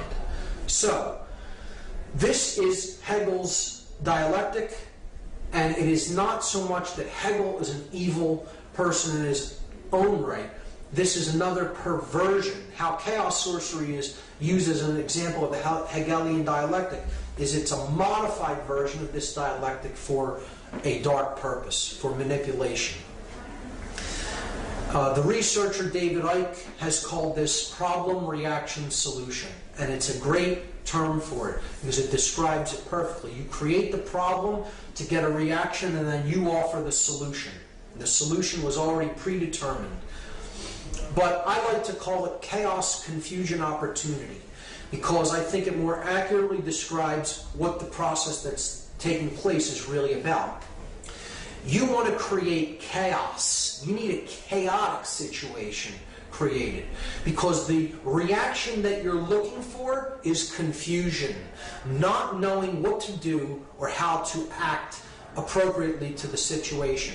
Once confusion enters the mix, you have fear-based consciousness. So the person is willing to accept all kinds of limitations and control to go back to order. And therefore, that's your opportunity to bring in your predetermined solution and get them to go along with what you originally wanted. David Rockefeller described the Hegelian dialectic perfectly. He said, "We are on the verge of global transformation. All we need is the right major crisis, and the nations will accept the new world order."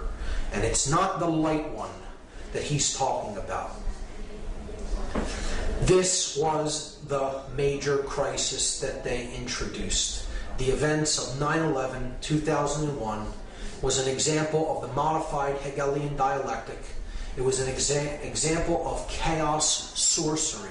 It was an occultic ritual of human sacrifice that involved three major examples of occultic symbology and ideology in the work to create the synthesis that they were looking for. And those three occult schools or occult ideologies that were employed on that day, the symbolism of which was employed on that day, was Kabbalah, Tarot, and Freemasonry. Now, before we get into any confusion at all, I want to state emphatically that I do not believe that any of these systems are evil in and of themselves. It is how occult sciences are used, occult knowledge is used by the practitioner to what end that determines whether they're wielded for good or evil. So it is not these practices or these systems that are of knowledge that are evil in any way. They are simply knowledge, and it is how they are used. Let's get that straight right off the bat. So, these three systems of occult knowledge all encode within them the understanding of human psychological makeup and human consciousness. And the ritual of 9/11 is ultimately about the destruction of that knowledge and keeping the truth down, keeping our awareness down, destroying our awareness, destroying consciousness. So we're going to look at some examples of this occultic iconography and symbolism that was used on that day. The most glaring example of which is in tarot. This is the tarot image known as the Tower. It's a card that represents the end of an old way of things and the birth of a new way of things. It's the destruction of something that is old and worn down and the building of something new in its place. One thing is being cleared to make way for something to be put up in its place. Okay? So that's the Tower. It is depicted as being struck by a bolt of lightning, on fire, with people toppling out of the windows. And that is exactly what we saw on the day of 9/11/2001. We saw towers that were struck by forces.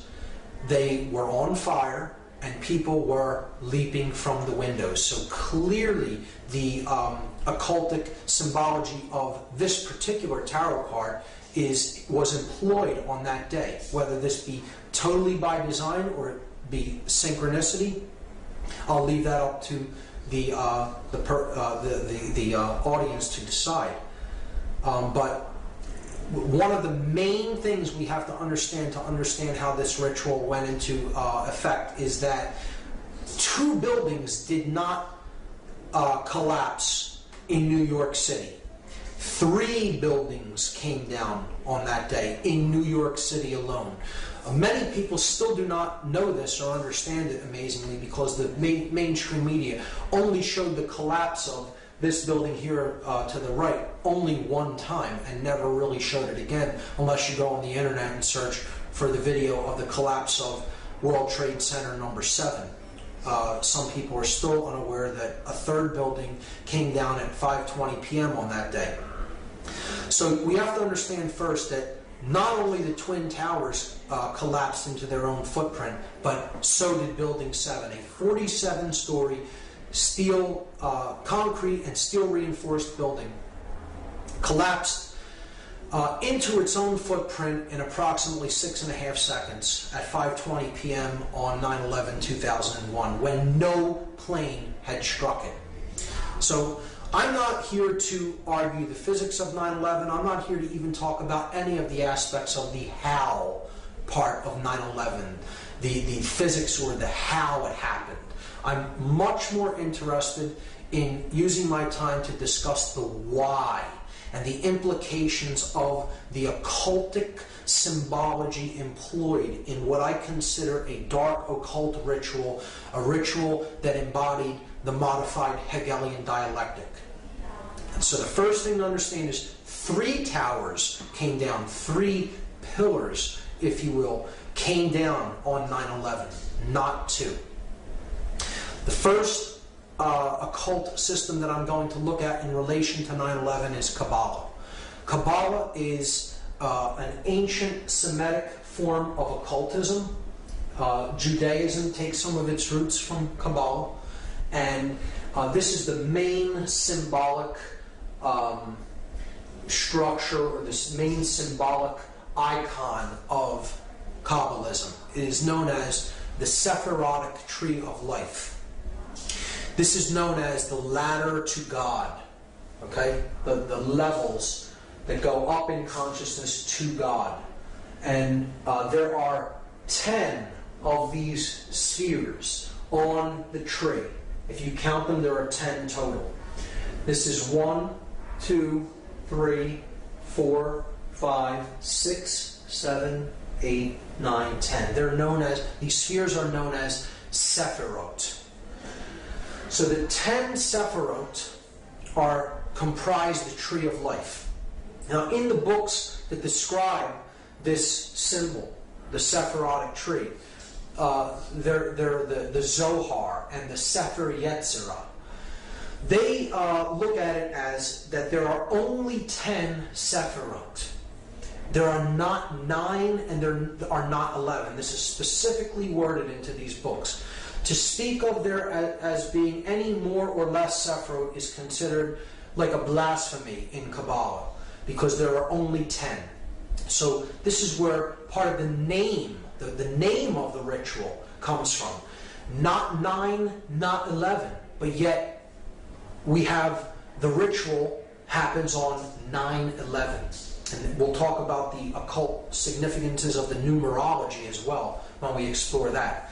But in Kabbalah, 9 and 11 are considered blasphemies against the 10 Sephirot, if you speak of there as being any less than 10 or any more than 10. And we also see that the symbolic numbers, the numbers of these buildings are symbolic when we relate the ritual to Kabbalah, because the buildings that came down were the Tower 1, which is the male tower. Okay? It has a phallic symbol on top. This is Tower 1 in the numbering system of the World Trade Center. The feminine tower is Tower number 2. And then this building is World Trade Center 7. So if we add them together, we get 1 plus 2 plus 7, and that equals 10. So we see there are 10 Sephirot. The building numbers total 10. So they're bringing down the 10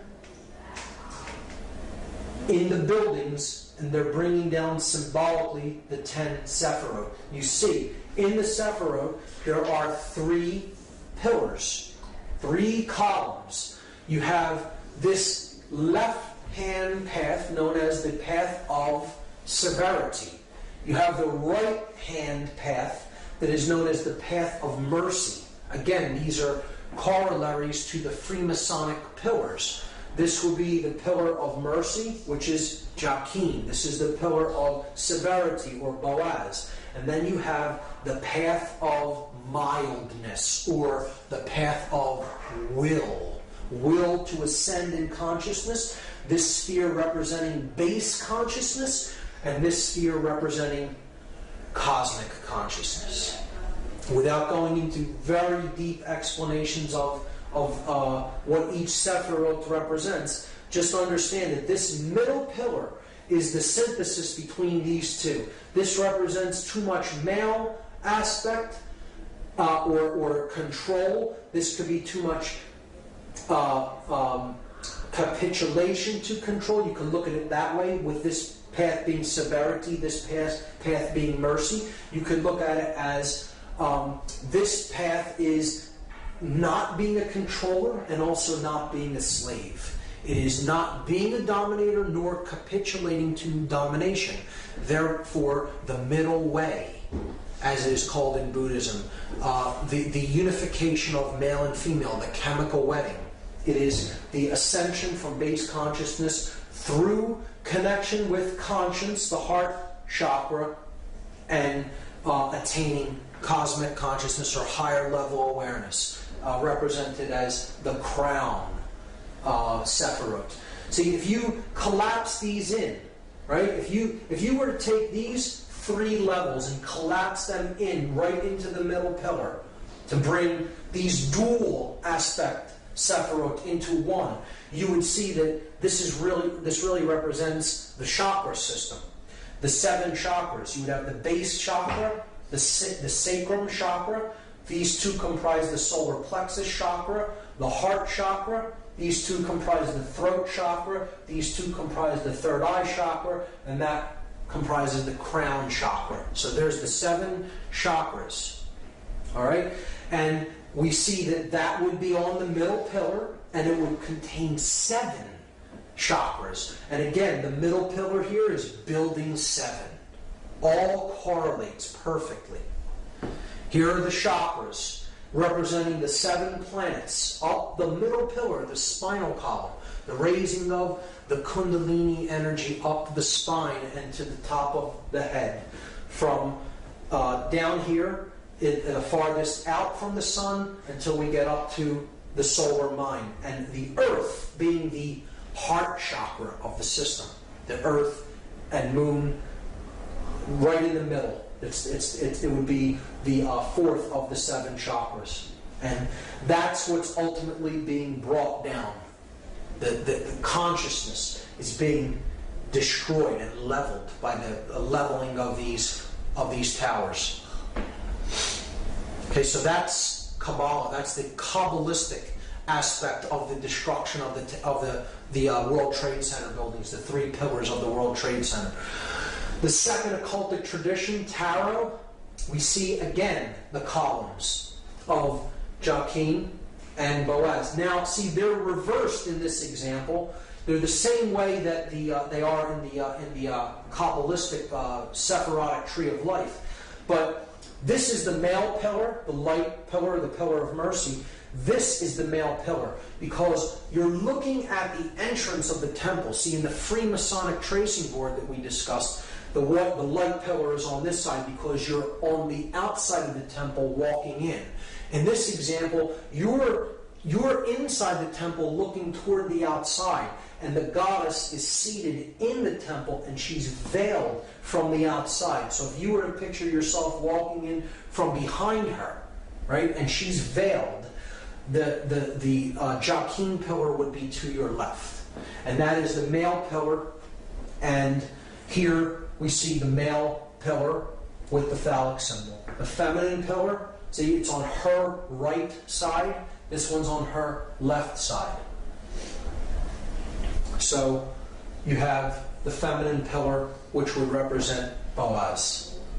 The masculine pillar here would represent Jachin.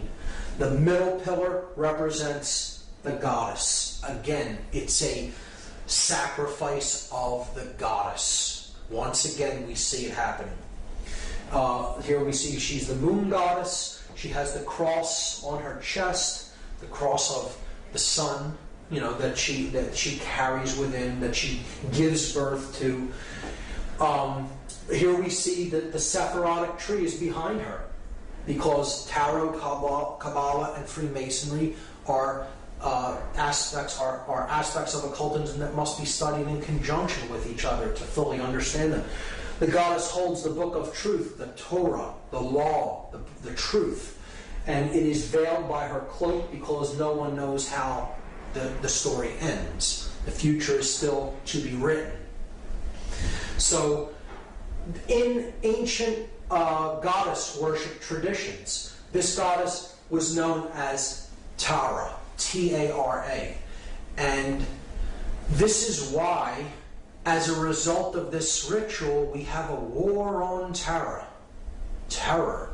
But see, it's said, when it's said quickly, it morphs, and the word phonetically becomes terror. The war on terror.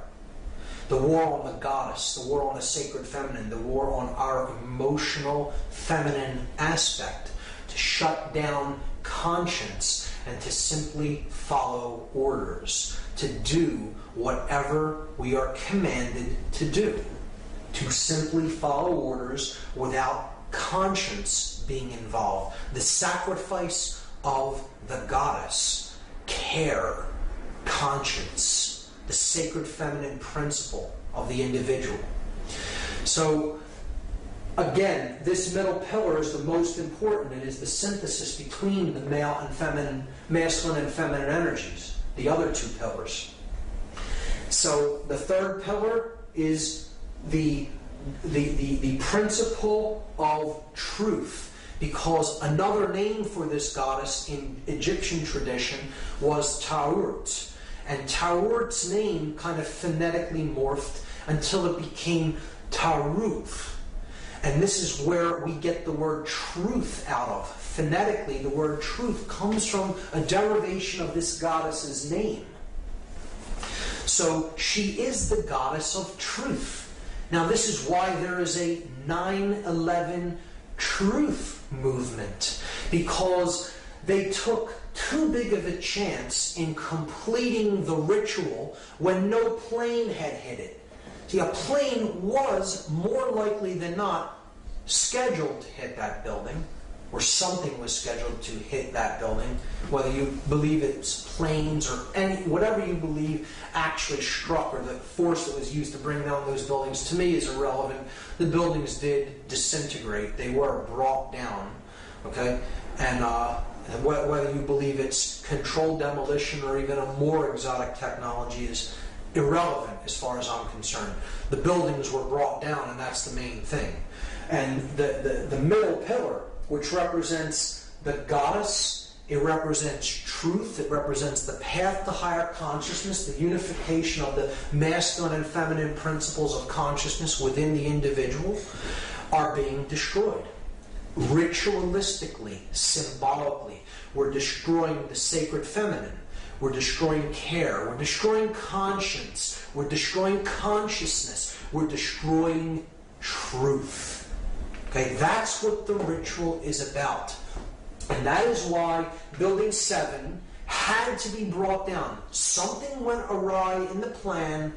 Whatever was supposed to happen physically to that building didn't happen when it was really scheduled to happen, because clearly these buildings were wired with explosives well in advance of the actual ritual taking place, because that, explosions did happen from within the building and no one could have wired them on that day. So something happened and they could not take it down as they wanted to, but they would not leave the pillar up. Because if they left it there, it would symbolically represent that the will still stands. The will to ascend in consciousness. It would symbolically represent that the truth still stands. That the goddess still stands.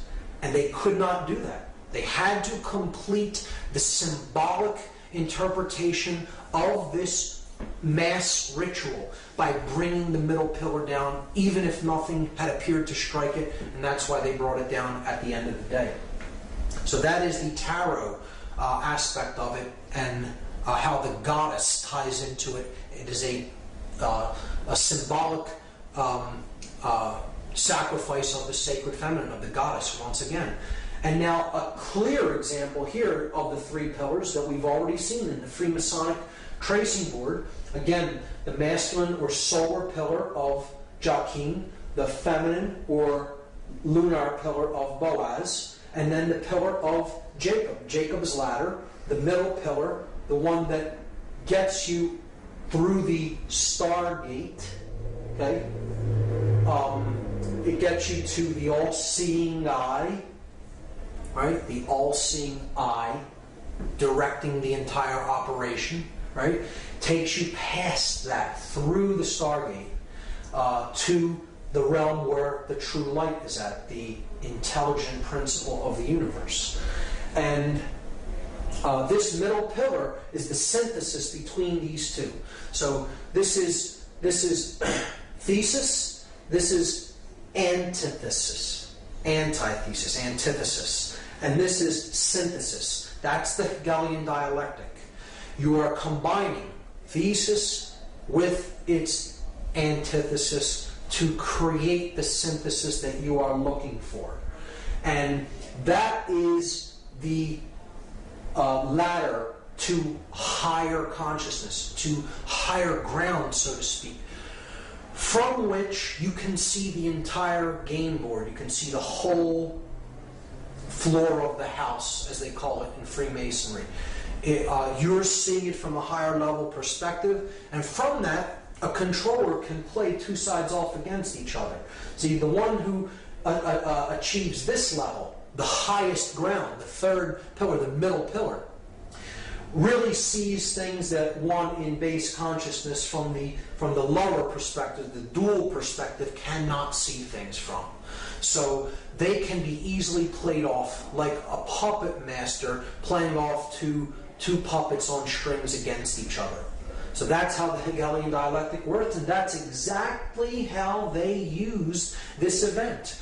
They're playing off two sides against each other, the Christian nations against the Muslim nations, when in fact, those who want the synthesis created the whole thing. They orchestrated the entire thing. And they got their synthesis, rushing off into wars with countries that really did not have anything to do with the events of that day, because it was a highly orchestrated occultic event controlled by the hidden sorcerers from behind the scenes, and this entire operation was directed from that all-seeing eye, the Pentagon.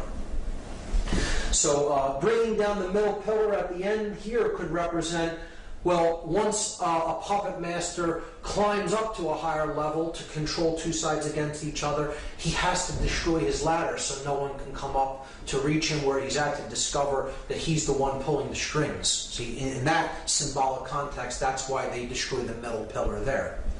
So in any context, it works. To understand also in Freemasonry, Hiram Abiff is a representation of truth or conscience. Right? He is the middle pillar here. He is the grand architect of Solomon's temple, the greater architect. Hiram, king of Tyre, being the lesser architect, representing the square. Hiram Abiff represents this G in the middle, the grand architect. He is the grand architect for Solomon, who represents the compass on the Masonic compass and square. So he is also a manifestation of the truth that is the synthesis between the male and female aspects. See, and he's wearing a blindfold. Truth is blind. And again, it could symbolize an initiate who is initially blind, and then he gradually becomes the all-seeing eye through his ascent to the higher level of awareness. He begins on the floor of the house, blind to the light. He ends up at the all-seeing eye. Again, a symbolic understanding of consciousness as a journey from darkness into light. And this, again, is a representation of these pillars are a representation of the Temple of Solomon.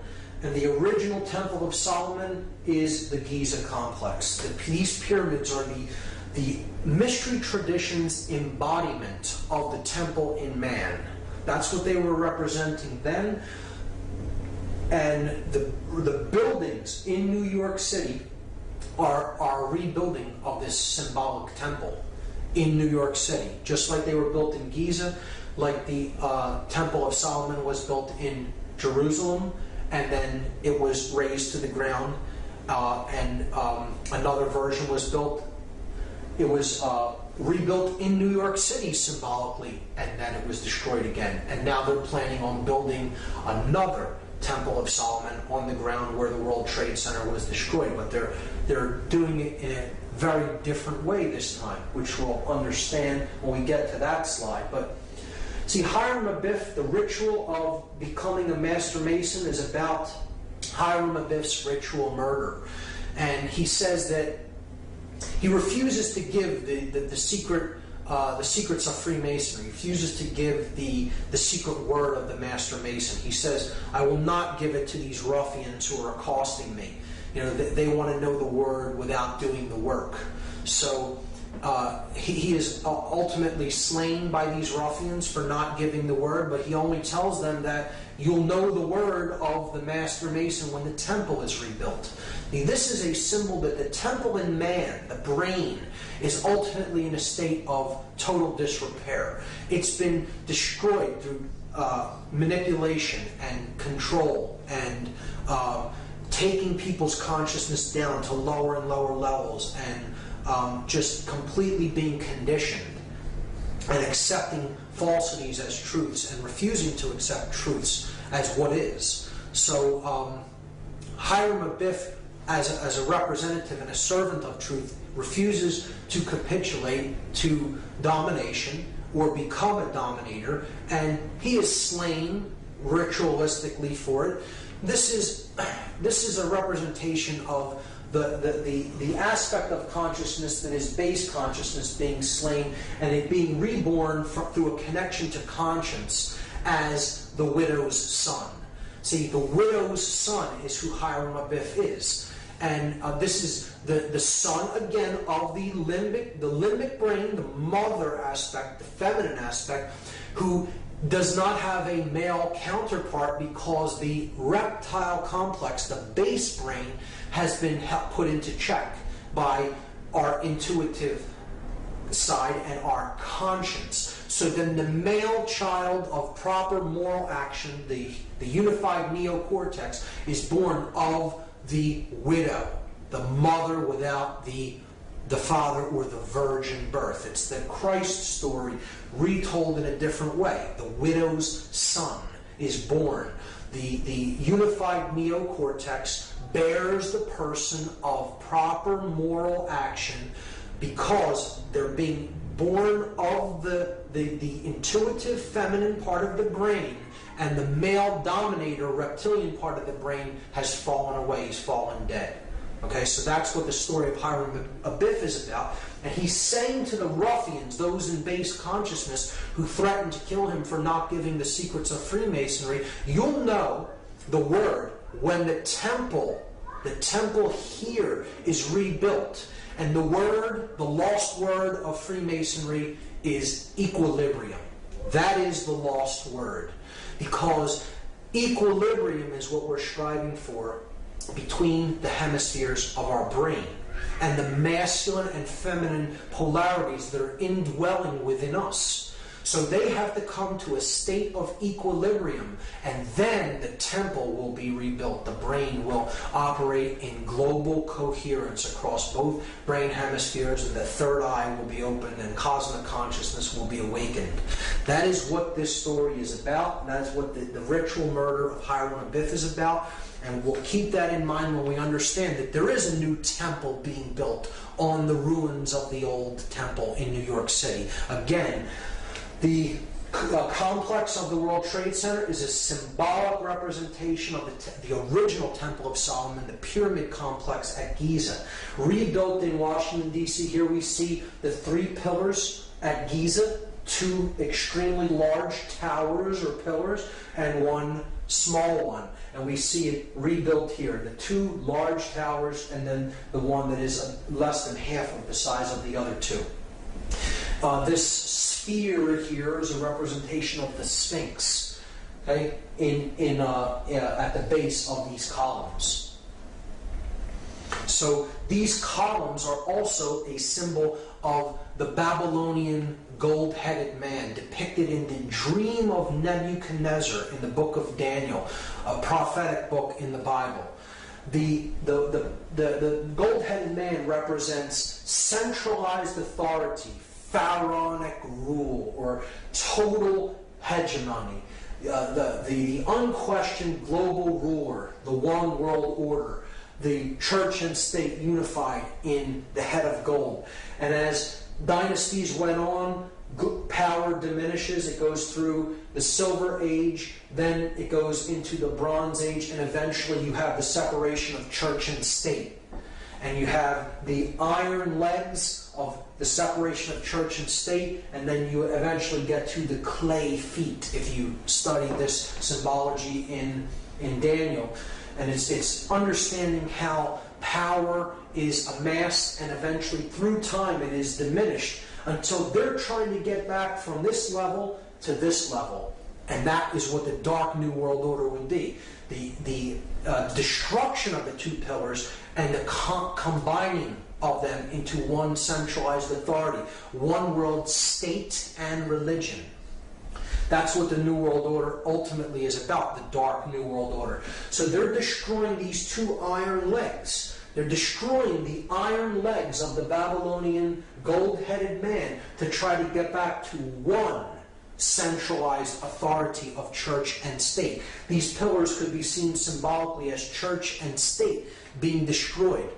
So where do we see the concepts of church and state? We see them in tarot on the death card of the major arcana.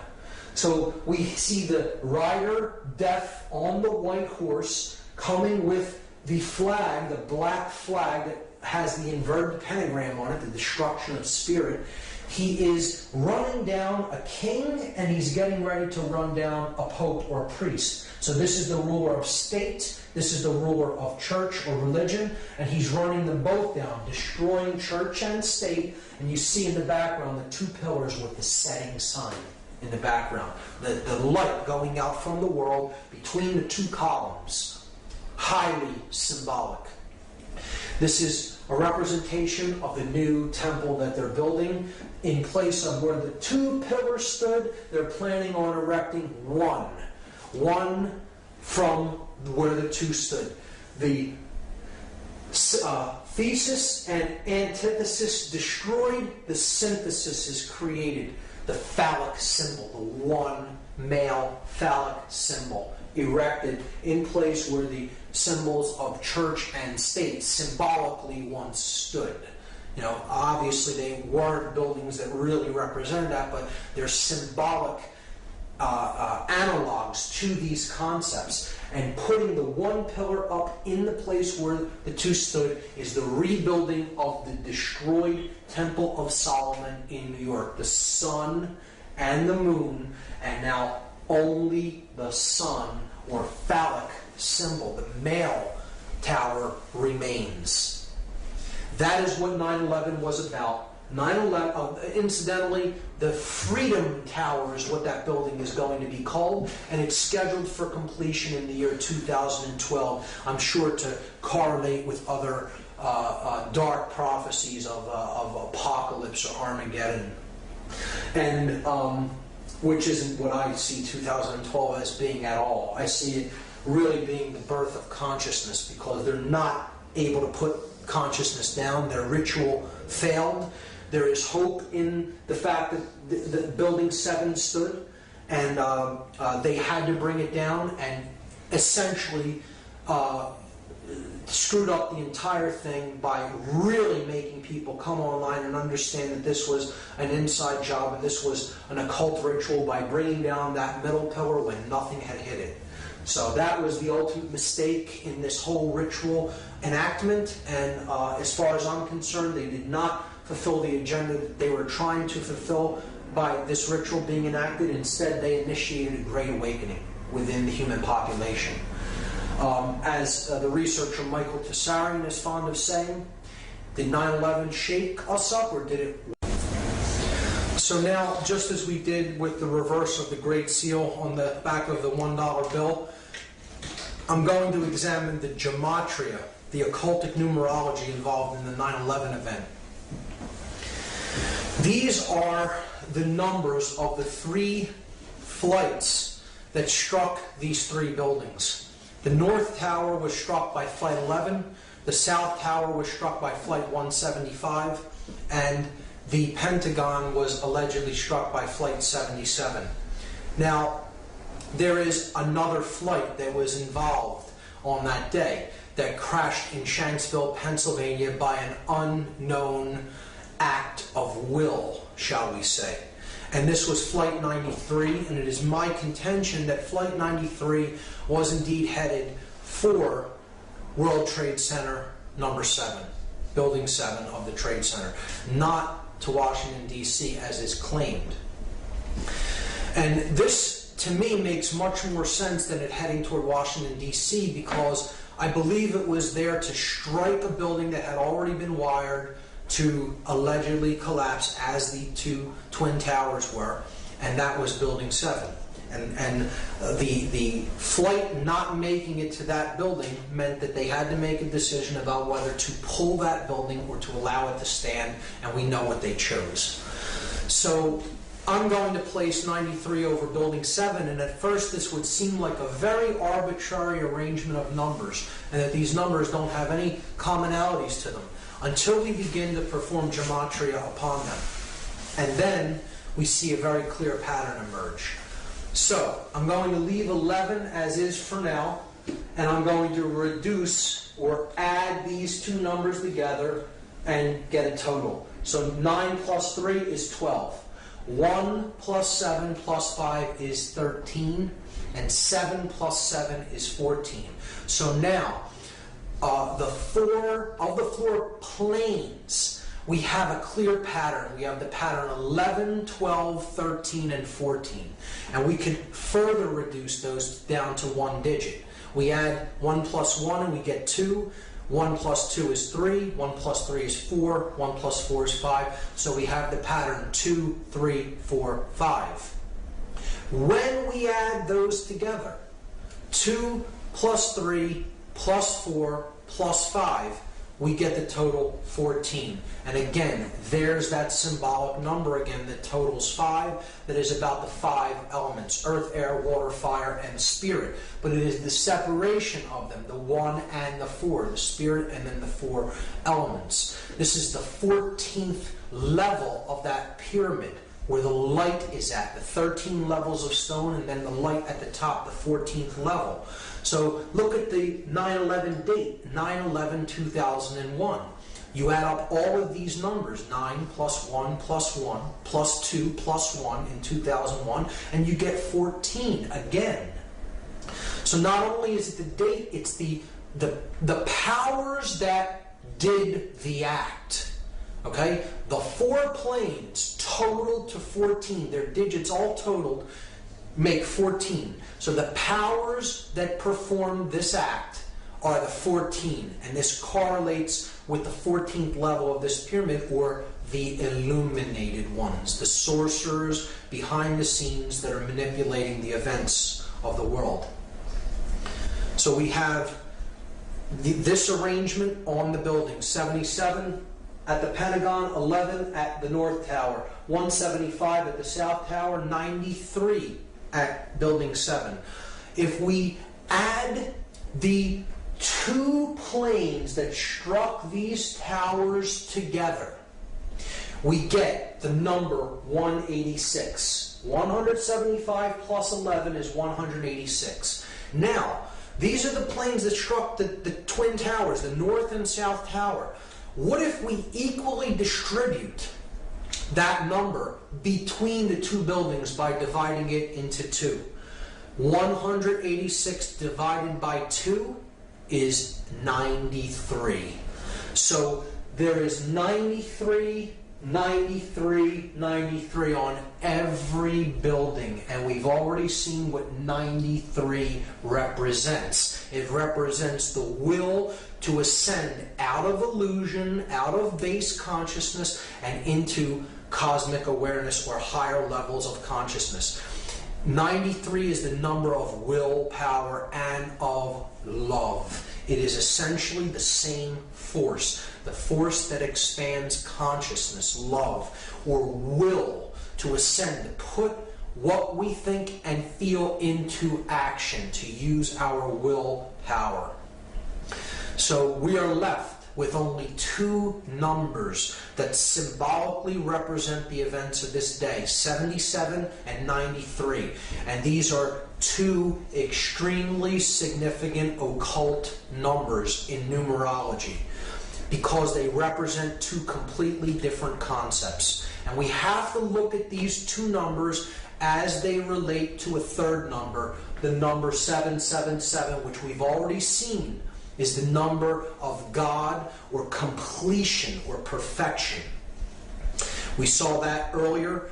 The 7 chakras, the 7 planets that can be seen with the naked eye, tripled for the 3 aspects of consciousness, unified as 1 to total 3.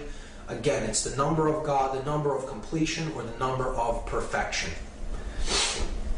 93 in relation to this number 777. Just like 777 totals 21, which totals 3, 93 totals 12, which reduces to 3. So they equal the same thing, which means they equal the same. They mean the same thing. So love is 93. Will is the concept of 93. It is the number of ascension. So all of these ideas are the same. They mean the same thing. In gematria, when numerological additions total the same value, the words that they represent really mean the same thing. So 93 is 777, is love, is will, is ascension, is God, is completion, is perfection. These are all the same concept.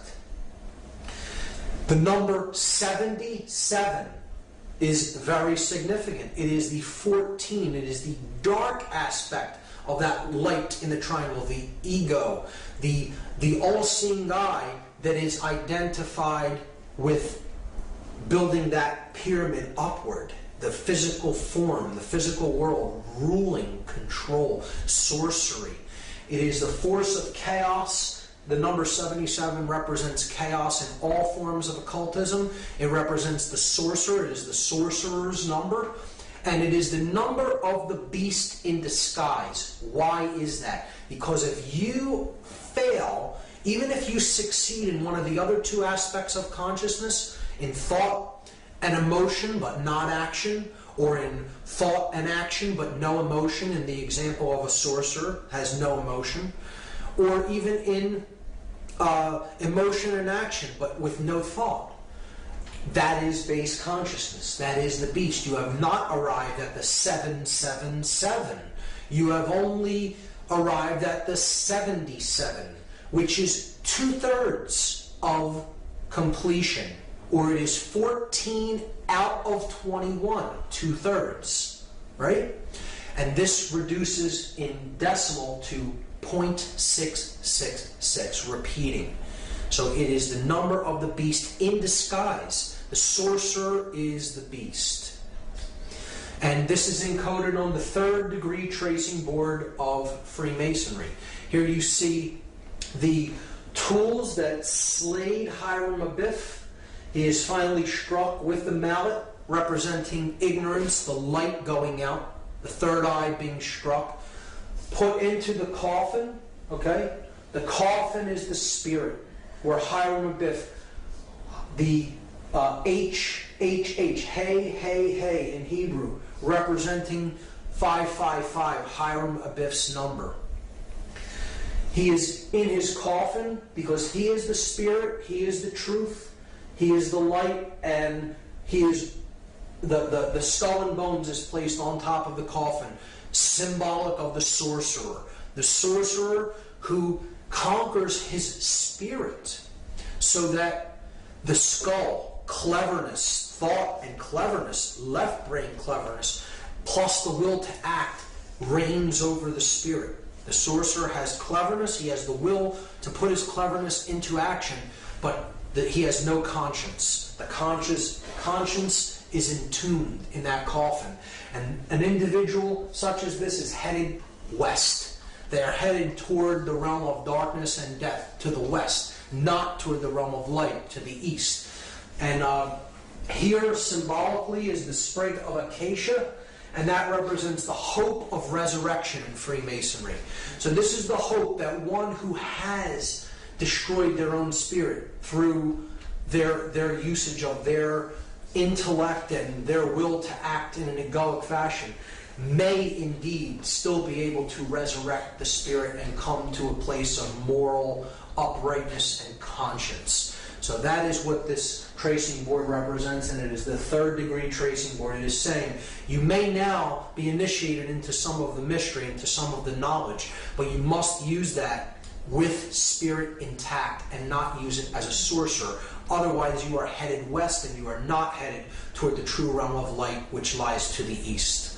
And I think that's a great allegorical explanation for morality. And we see, therefore, that the two numbers that this ritual reduces down to is 77 and 93, and the positions that they are in is all telling. The purpose of the ritual is so that the sorcerers that are consider themselves the all-seeing eye of consciousness, okay, are destroying others' ability to find truth, to give birth to conscience, and to rise in consciousness. And they're destroying that ladder to the higher realms of consciousness. Or if we replace 77 and 93 with their symbolic analog, 77 the number of the beast in disguise, 93 another variant for 777 the number of God. Look at what this ritual is really about symbolically. It is about the beast reigning above God, the beast becoming God and destroying God. That's what it's ultimately about. That's how dark this ritual really is. It is about the ego and illusion conquering the spirit and conquering higher consciousness.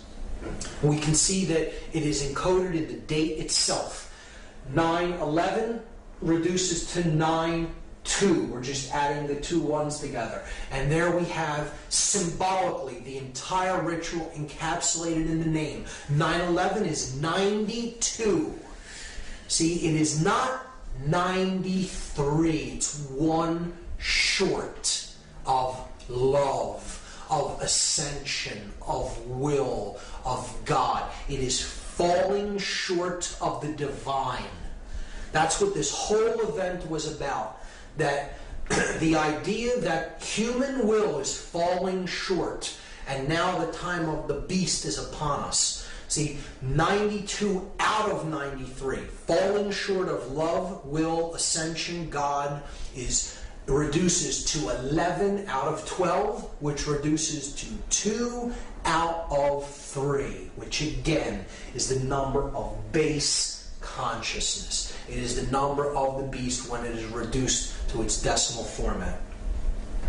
And that's what the whole ritual of 9/11 was ultimately all about. It is about the destruction of the ladder to God, bringing down the Kabbalistic tree of life, the 10 Sephirot, 1, 2, and 7, bringing them down to destroy the ladder with which we can use to ascend in consciousness. It is about the destruction of the truth and the goddess, a human sacrifice ritual. Those people were ritualistically sacrificed in this evil doing. And it is about the destruction of the sacred feminine, of care, of truth. Another ritual to immolate the goddess of care. The goddess that represents the earth. Terra. Again, you hear politicians say, if you are not with us, you are with the terrorists. Tara, the goddess, the Mother Earth. Terra is the name for earth. If you're not with us, you're with those who side with the earth and the Mother Goddess, right? And it was also used to create the Hegelian dialectic, the bringing down of thesis and antithesis to create synthesis, the sorcerer's middle pillar. That's what the event of 9/11/2001 was all about. An occult ritual to bring about the dark, modified version of the Hegelian dialectic. Chaos, confusion, opportunity. General Douglas MacArthur talked about the Hegelian dialectic. He said, our government has kept us in a perpetual state of fear, kept us in a continuous stampede of patriotic fervor with the cry of grave national emergency. Always there has been some terrible evil at home or some monstrous foreign power that was going to gobble us up if we did not blindly rally behind it. Create the chaos, get the confused, fearful reaction, and then that's your opportunity to offer the solution that you had in waiting. Hermann Goering perfectly understood this, one of the highest ranking officials of the Third Reich, the Nazi regime. He said, naturally the common people don't want war. Neither in Russia, nor in England, nor for that matter in Germany. That is understood. But after all, it is the leaders of the country who determine the policy. And it is always a simple matter to drag the people along, whether it is a democracy, a fascist dictatorship, a parliament, or a communist dictatorship. Voice or no voice, the people can always be brought to the bidding of the leaders. That is easy. All you have to do is tell them they are being attacked and denounce the peacemakers for lack of patriotism and exposing the country to danger. It works the same in any country. And that is what we saw on 9/11. Except it wasn't just telling the people that they were attacked. This is what Hitler did. Hitler burned his own Reichstag building, the German parliamentary building in Germany, and he blamed it on the communists, even though his Gestapo really did the fire. They lit the fires at the Reichstag, and he blamed it on the communists as an act to assert more political power and be appointed as Supreme Chancellor. Goering was describing the Hegelian dialectic exactly. Benjamin Franklin made this statement: those who would give up essential liberty to purchase a little temporary safety deserve neither liberty nor safety. And we have neither as a result of going along with this witch hunt and this hunting for the boogeyman that perpetuated 9/11, because Middle Eastern terrorists did not do this event. It was a staged, orchestrated, occult ritual that has nothing to do with Islamic fundamentalism whatsoever. Voltaire said that those who can make you believe absurdities can make you commit atrocities. If you go along with what simply is not true, you can be led into any number of atrocious actions. And really, that's what the ritual was all about, to keep us in a perpetual state of fear so that we are easier to control. And that's what the whole fear of terrorism and the terror alert system is all about. See, just like Hitler burned his parliamentary building, we had our Reichstag fire called the 9/11 event, and it's just about an attack on civil liberties and our rights and our right for freedom of speech, and just to curtail all the God-given rights that we already possess as an attack on our personal sovereignty. And people will be willing to give up more personal sovereign rights if their consciousness is shut down through fear. They bought into the fear, and now we're going off in other lands that really had nothing to do with this event, and we're waging war and killing millions of innocent people as a result of this total fraudulent staged event. And these are the atrocities that we're committing because we've believed in this absurdity. The murder of children, torture, now seen as acceptable in many circles, absolutely reprehensible actions perpetrated upon people that do not deserve to be treated like animals, which is what they're doing to many of the prisoners that they're holding in oftentimes secret prison camps. And it's just a further perpetuation of suffering and fear into the world that is a self-perpetuating cycle and creates more and more of the same dynamic: fear, disorder, chaos. That's what the whole event was about. Encapsulated in the 33rd degree of the 33rd degree of the Order of Freemasonry is this symbol, the double-headed eagle, which represents he who sees the past and the future, because ultimately the same force is controlling both and directing both. And it's about order out of chaos. Deus meum quae jus is a Latin phrase that means God and my right. God and my right, like the divine right of kings. And ordo ab chaos, another emblem of the 33rd degree, chaos, sorcery. Our brand of order out of our brand of chaos. Now, there is a positive interpretation of this emblem and of the phrase ordo ab chaos. Order does indeed arise from chaotic situations when you look at putting water into a vessel and taking it from one level up to a higher level. That is the way consciousness ascends. It has to be a chaotic event, but then it comes up to a higher level and then it maintains equilibrium and order again.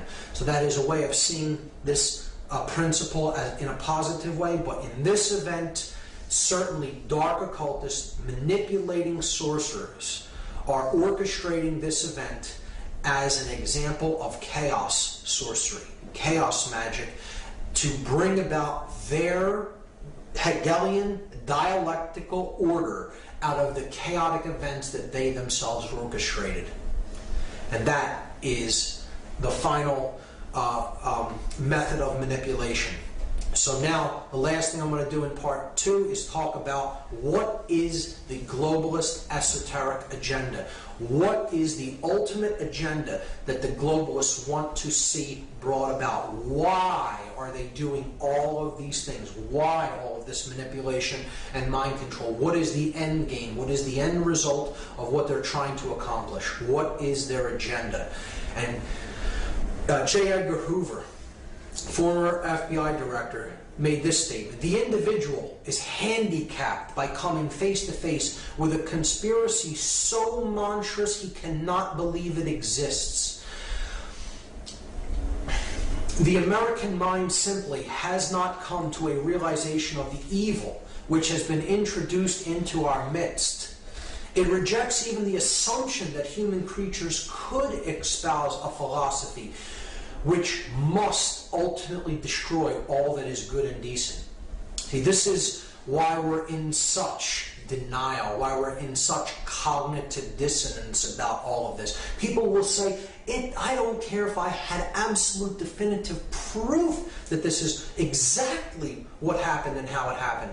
I won't believe it anyway. I will choose to believe in something that isn't true because my mind can't go there. It's too uncomfortable for me to accept. And this is the condition Hoover, right here, a former FBI director, is describing.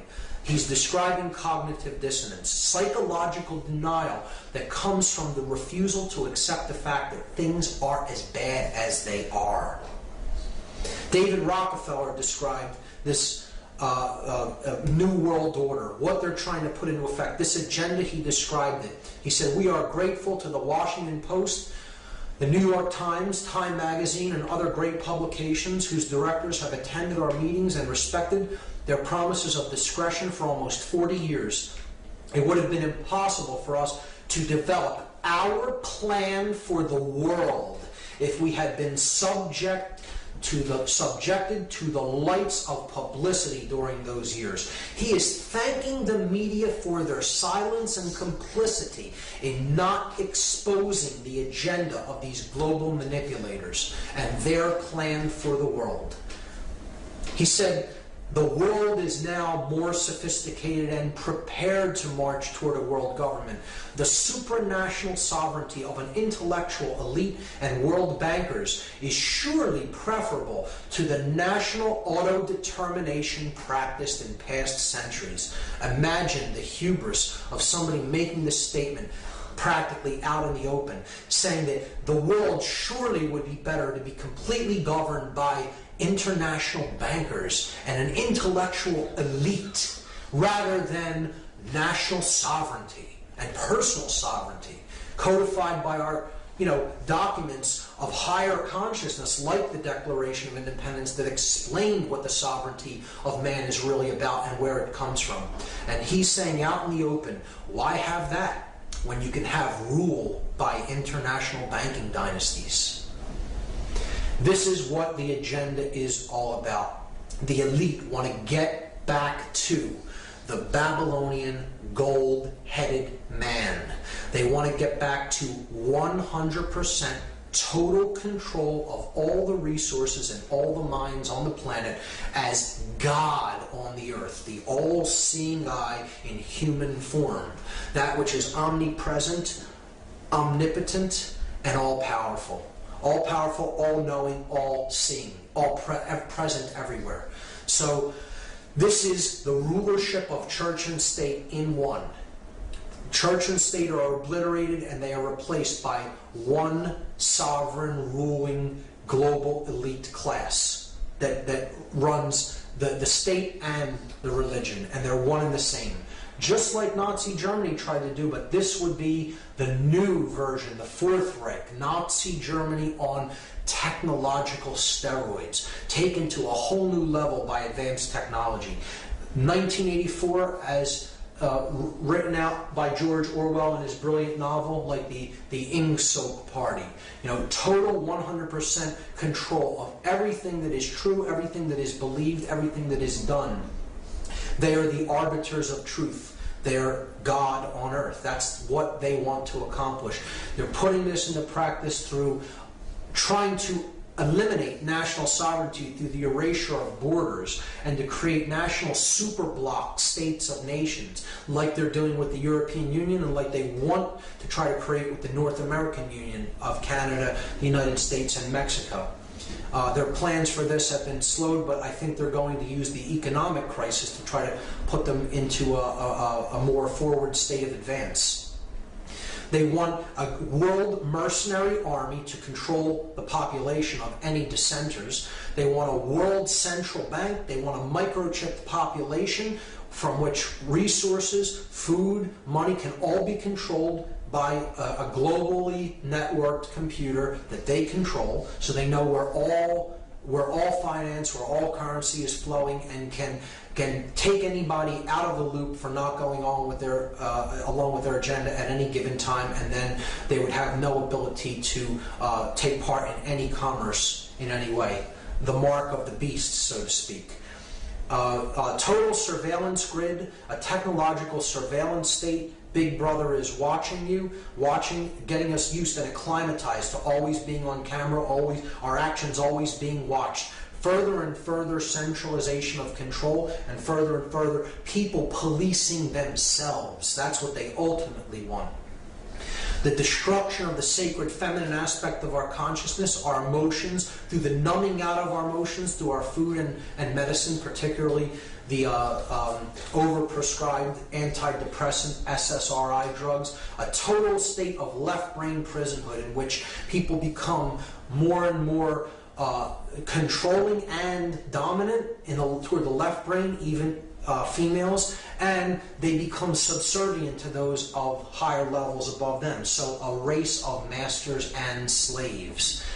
A continuing human sacrifice through endless conflict and war, wherever they choose to do it, to decrease the surplus of anybody's daily produce, and to keep the blood of human sacrifice flowing into the earth. They believe that they have to continuously sacrifice people. This goes back to the ancient rites, where the ancient priest class, this demonic priest class, would actually believe that they had to keep blood flowing in human sacrifice for the sun to make its journey across the sky each day. It's that level of perversion and sickness in this occultic ideology that wants and desires to have endless human sacrifice through war. To have a population of completely disconnected from spirit individuals that are completely hypnotized, shut down in consciousness, totally blindfolded, have the blinders on, and have become pure sheep. They've become their own sheepdog. They police themselves, and they have become golems. They've become creatures, literally creatures without actual consciousness of their own, that are completely programmable and are owned by someone else. They're made, they're totally created beings that are made by someone else. See, that's the definition of a god, is it not? It's a being that is capable of creating another being in its own image and likeness. And that's what they want to create. They want to create a being that looks like that. That's how they look inside. That's how much they rage against what is. They are actually that golem on the inside. And they want to create that in the external world, because that is how they ultimately feel about themselves and the world. Julian Huxley described this total scientific dictatorship. He said that a really efficient totalitarian state would be one in which the all-powerful executive of political bosses and their army of managers control a population of slaves who do not have to be coerced because they love their servitude. This is a person who studied eugenics and mind control, and he was explaining what the New World Order that they're trying to build really is. Slaves that love their enslavement because they have become so dependent on the big daddy state. What this all boils down to, once again, the New World Order is about human enslavement. It is about slavery, a society of perfect evil.